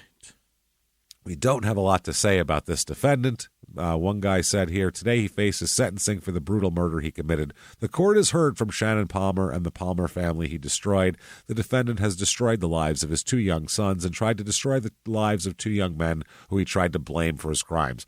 Those 2 dudes, they were like, oh, you killed this lady at first, that he blamed it on. Ralph speaks. They go, what do you got to say for yourself, Ralph? He said, quote, I've maintained I'm innocent throughout this whole process. And then he peed a little all over himself. That's a problem. Excuse me, I just shit. Excuse me, hold on. Jesus, I need new pants. He said, throughout this whole process, from the beginning to the end, and I still maintain this. A friend told me we have a legal system, not a justice system. That's what he told the judge. Yeah. When they said, beg for your life, and he said, well, I'm innocent, and this isn't justice, it's just the law. Which is not what you want to say. Yes, you may. Thank Perfect. you. Yeah. After a slight pause, he says, thank you. He goes, okay. This is the law, not justice. What does Steve Martin do? Does that? What is it? Dirty Rotten Scoundrel. Yeah, Dirty Rotten Scoundrel. Yeah. Yeah. It was can I go to the bathroom? Yes, you can. Okay. Thank you. Exactly what it is. The judge has something to say to him, though. The judge says, Mr. Candelario. Oh, boy. That's a bad start. Speech or no speech, we have a criminal justice system, and the rule of law applies to allows everyone their day in court. Said that you've had your time in court. He called the murder of Pamela Candelario reprehensible, brutal, and deliberate. Yeah. And the judge spoke of his willingness to deceive everyone from law enforcement to his family to the entire community. You, sir, may fuck off. Life in prison without the possibility of parole. Yeah. It's incredibly cruel what he did. He spent 2 days with her. After bashing her head to death. I think he bashed her head in and then just let her die on the kitchen floor for probably a day. And then he was like, I don't know, leave it there. Figuring out how to get out of this. And then started shitting himself and pissing himself every 5 minutes. That was his plan was, I'll hit myself in the head and then I'll shit myself, sit in it for a day and a half, and then fucking just piss myself the whole time. And then they'll believe me. Because what guilty person shits in their pants for 2 days? I'm going to go buy wood and piss all over myself. What a fucking weird thing to say here. He also gets 18 months for his Class 6 felony conviction of tampering with evidence to run concurrent with the life without. So, might as well. The other thing that they're wondering now, as it really comes to light, is what the fuck happened to Dina? Yeah. What's up with Dina? It's crazy. Where's she? That's the son thinks that his father must have done something. Had to. If there's something this elaborate that he would set up for this, who knows what he set up for her. But then again, it's also plausible if she's talking to a bunch of people online and she went to meet one of them that anything could happen to her. Yeah, but maybe they did it. That's the thing. Who knows? But with this guy around, I would look at him first. Anyway, it's far too plausible. He said the son said that after that he kind of started thinking, my father must have done something. So he started thinking, okay, where would he put her body? Where would my father have put her body? He said when he was maybe 13 or 14, he used to go to old coal mines just looking for signs of anything to see if maybe his mom's body got thrown into a mine by his father. Because there's so many mines around there. That's the place you'd look. So, holy shit. They said, you actually went and looked? And he said, oh, yeah, I went through a lot of those mines myself. He just explored. They said alone, and he said, Yeah. Just looking for my mother. Yeah. They said, you're looking for the remains of your own mother. I mean, I can't imagine what that's like. And he said, I can't explain it. It's always been a fire that just drives you to do something. Then one day I'd been going through some of my dad's stuff in the basement, and I found a box of stuff that she had supposedly taken with her that he kept. Yeah. A denim jacket her mother had given her. Her passport was there. All right. What happened. It's obvious. Yeah. They said, what was that like? And he said, that was kind of the final straw. Yeah. Naturally, if she was gone, she would have taken those things with her, and it was my final piece of the puzzle. He left it there, left it in the box in the basement, and that was that. The kid said, he knew about that. He knew it. He said, my father killed my fucking mother after that. Why wouldn't he get rid of that? What an idiot. That's what I mean, but nobody noticed it for 15 years. Yeah. That's the thing. And why, as a guy with life without, why wouldn't he just say it? That's what's so weird, too. I don't understand it. He's already in there. He's fucked, but he is appealing. Appeals are going on. Yeah. They said that, no, Shannon said that Aaron wouldn't talk much about his mother when they were married, but, when Shannon and Aaron were married. But she said, quote, I would find him up at night just over her stuff, just looking over her papers. I mean, just emotional. She's trying to piece it together. She's trying to figure it out. Going through the papers, just going through her stuff. There is still an open investigation in the Dina Candelario case. So, I mean, it's less than 20 years ago. It is definitely solvable, or at least, figure out where the fuck he put this lady, and there's somebody put him. But if you have any information, you can contact I think it's the Sheriff's Department here at 719-553-2588. If you're bored, if you feel like perusing some southern Colorado coal mines near the Pueblo area, don't go in them.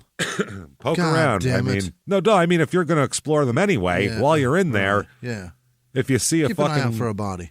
If you see a blonde lady, let us know, and we can give her kids some fucking closure, because that's horrible. Not we, because we're not going to do anything. Don't go in those with this. Don't go looking for them. No. But if you're like an old, some people go explore old mines. That's what they do. I know. That scares the shit out of me, though, because terrifying. What if there's no oxygen in there? That's what scares me. The collapse. Who gives a shit? Maybe there'll be two bodies then. Maybe so. So if you do run across her, though, maybe give a little shout out to somebody else here. This case is one of those cases where they have no physical evidence. There's no, people love the physical evidence.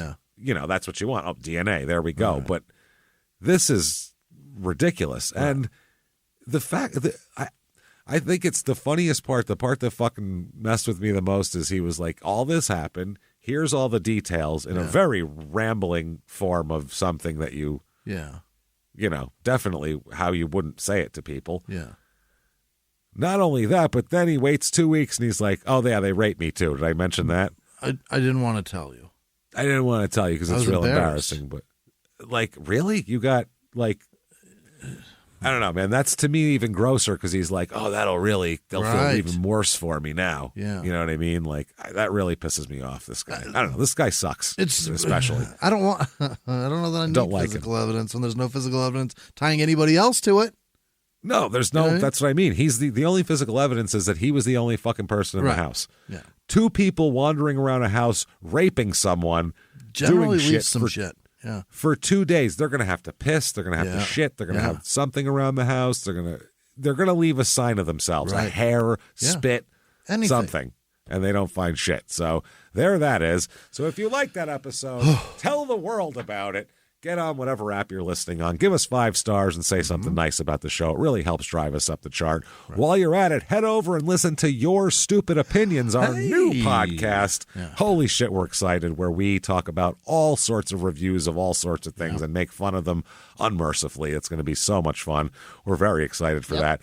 You also want to listen to our other show, Crime and Sports. Damn There it, it if is, you haven't yeah. listened to that. Shit, that's a fun show. And give it a chance. If you haven't listened to it and you're like, I don't know about sports, trust You don't us. know. If you like us, you'll like the show. If You don't care know to what you hear like. us. You don't know what you like. We know what you like. Let us decide for you what's best for you, goddammit. Give it a try. And it's Crime and Sports. So do that. Head over to shutupandgivememurder.com. Tickets, the only tickets left for a regular live show are Dallas on December 2nd. Everything else is sold out. But you can absolutely get tickets to the virtual live show. Get in there. That is shutupandgivememurder.com/virtual live. Right. October the 26th. It's coming for a week. We'll have it going. It's our Halloween spectacular. Yeah. You can watch it as many times as you want in that week. Hang out, do whatever. It'll be available that whole time. We're going to dress up in costumes, have an extra creepy Halloween story. Yeah. We cannot wait. So get those tickets. That is for October the 26th and a week afterwards. Virtual live, just like a regular live show, except you don't have to leave your goddamn house. Isn't that nice? Your own booze, your own food, your own pajama pants to poop in. It's up to you. That's all over. Poop and pee is at will, and no one will be the wiser. And you will, I promise you, not have a 105-pound chick kick you in the chest after throwing a drink on you at a virtual live show. Anyone who was at Atlanta will understand down, what the hell we're Atlanta. talking Jesus about. Christ. That place is some live shit going on, boy. They are playing, man. Our shows are like a big kumbaya. Like it's a big hangout of a bunch So of like-minded calm and people. fun. Just instead, our shows are normally Woodstock 69, and in Yeah. Atlanta it was Woodstock 99. Like people were fucking. I swear I saw one of the monitors go over and catch a flame. Like it was like, what's happening? in here? Unbelievable. You people are fucking wild, Atlanta. But then Charlotte, wonderful the next night. Calm. Very easy, very calm. Back to normal. A baby, nuts, but calm. That was, but you know what? That baby was calmer than anyone in Anybody in Atlanta. Atlanta. Any adults, sober people, any person that was in Atlanta, that baby was was calm as shit. He out subdued you. He did. So get in there and come see a live show, Yeah. and or if not, come see the virtual live There you show. go. You will not be disappointed. We fucking throw down. If Promise we're it's charging fun. you money Yeah. for something, trust us, it's going to be good. Whether Speaking there's a of baby charging or money, assault, you're going to have a good time. it's going to be fun. And then speaking of charging you money and not for anything Yeah. stupid, patreon.com/crime and sports. That is worth it. That's certainly worth the $5 a month that it costs to get the entire back catalog of bonus episodes, over 200 of them, and new ones every other week. One crime and sports, one small town murder, and you get access to it all. This week is no different. We have two fun ones. For crime and sports, we're going to talk about Operation Slapshot, Right. which is a hockey scandal that happened in the 2000s where people were betting when they shouldn't have been betting. It's very And funny. There's coaches and players and all sorts of people involved. And then also we're going to talk about the movie Slapshot. Yes. We had never seen it somehow as adult men. We had never Wow. seen this movie. We both decided to watch it on the same day somehow. That was really independent of each other, too. We hadn't Fascinating, even yeah. talked about it. I don't know how the fuck it came up. I think it just came on Netflix or something. Right? It was so it was a suggested. we were like, why not? So we clicked on it. We were both watching it and love Reg Dunlop, and we'll talk about the whole thing and add it to our list of top sports movies. Then for Small Town Murder, this is just so much fun. I can't wait to talk about this. The Fire Festival. Yeah. What the fuck happened there? The disaster. What's Fire Festival 2 going to be like? Where did Billy McFarland come from? Why And, do you guys what keep going to these? what planet? And God damn it, if somebody seems like a real charismatic guy that wants your money, don't give it to them. Stop it. doing that. Stop doing it. So that's all at patreon.com/crime and sports. And of course, you get a shout out here where Jimmie will mispronounce your name while he wants to get it right. Before we get to that, though, certainly follow us on social media as well. We are at Small Town Murder on Instagram. We're at Small Town Pod on Facebook, at Murder Small on Twitter, and follow us, hang out with us, keep doing everything, and also follow all the pages for your stupid opinions because they're going to be up and do all of that, and keep hanging out with us. And Jimmie, please hit me with the name of the people who would never, ever beat us with fireplace pokers, then hanging out pooping their pants for 3 days before they call the cops. Jimmie, hit me with that list. This week's executive producers are Jordan Bennett. Thank you so much, Jordan, for always being a part of this. Danielle Loveland, thank you. Alexander Frost, and the Watershed Voice nominated for a Journalism Award. Congratulations and thank you. Congrats. Jeff Lewis, we missed you in Charlotte. Thank you. Anachronics LLC, thank you. Kyle at Roadrunner Cannabis in New Mexico, my friend, thank you. Love that. Yeah, wonderful man. Leslie Savage, it was a pleasure to meet you. Donald McCord and his 103-year-old World War II veteran Papa. Happy birthday, Mr. Ben Towns. Thank you. Happy birthday. Thank you. Happy birthday to you. Taylor Clegg, thank you for driving so far to come see us in Charlotte. Thank you.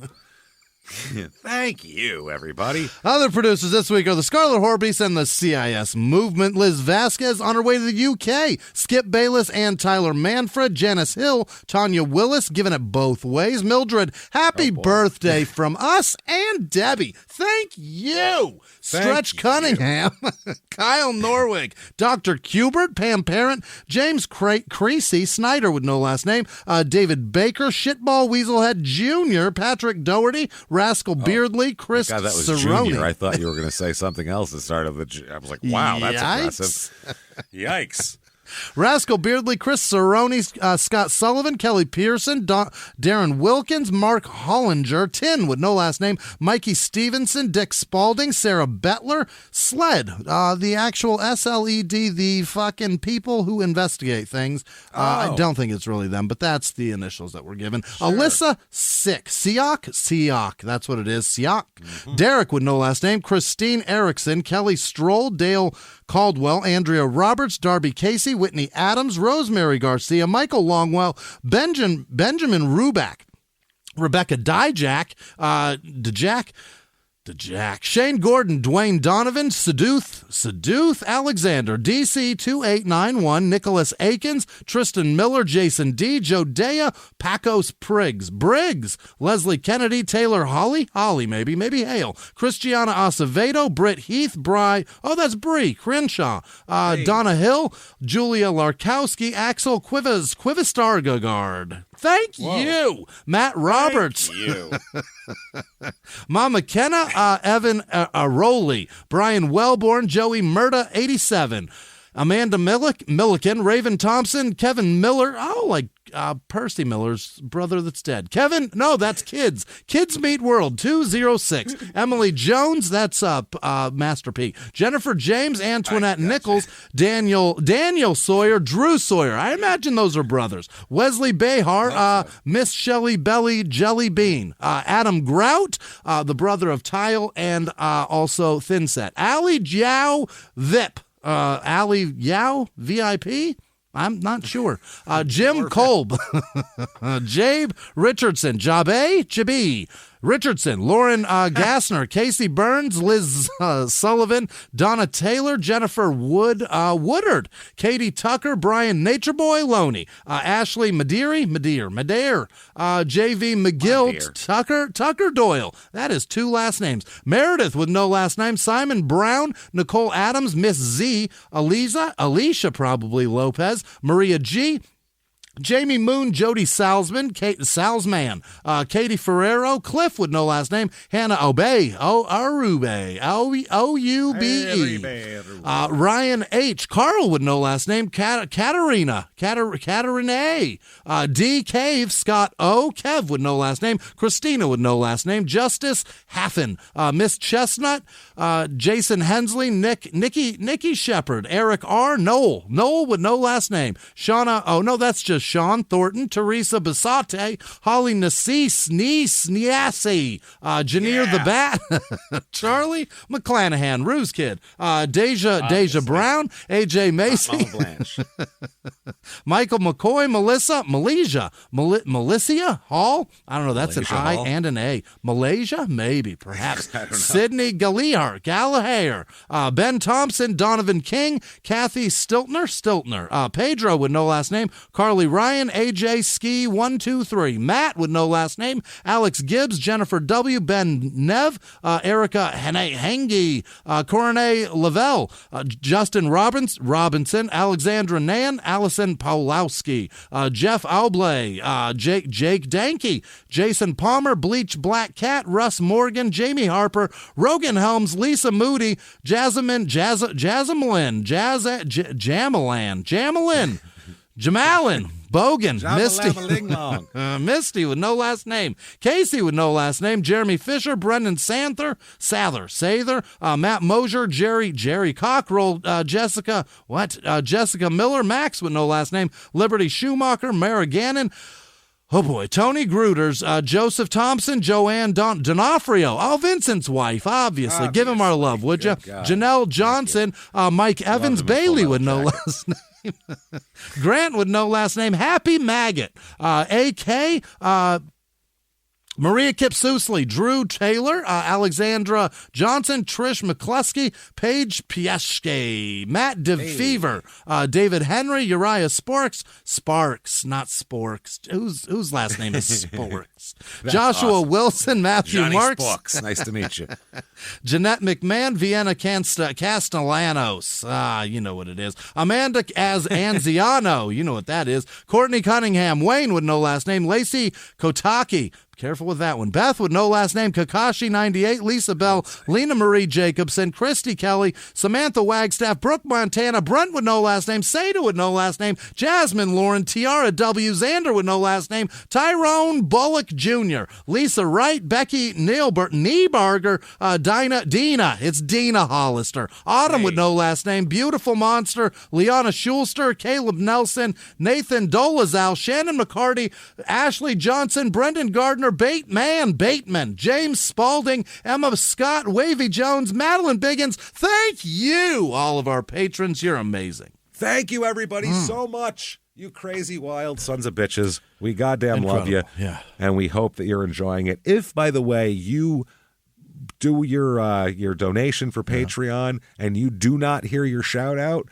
number one, it's really easy to miss your name. Yeah. Because if you're listening to 7 minutes of names, you could zone out for 30 seconds and not even realize you did it and miss your name. So that's totally normal. But also, if you listen to it and you still don't hear it, just shoot Jimmie a message and he'll figure it out. It's super easy. What you don't do is wait like a year and then send a nasty message that you're super angry and that you want all your year's money back, even though you've enjoyed the bonus material a lot, but you didn't get that shout out a year ago and you've just been waiting for it for a year. Or it possibly happened and you missed it. We'd like to make you happy right away. So just message Jimmie. He'll go, oh, yeah, I'll hit you next time. Easy. Done and done. Yeah. Super easy. So do that. You want to get a hold of either one of us, very easy to do that. Also, shutupandgivememurder.com, drop down menus, links, all that shit. Thank you folks, for joining us. And until next week, everybody, it's been our pleasure. Bye.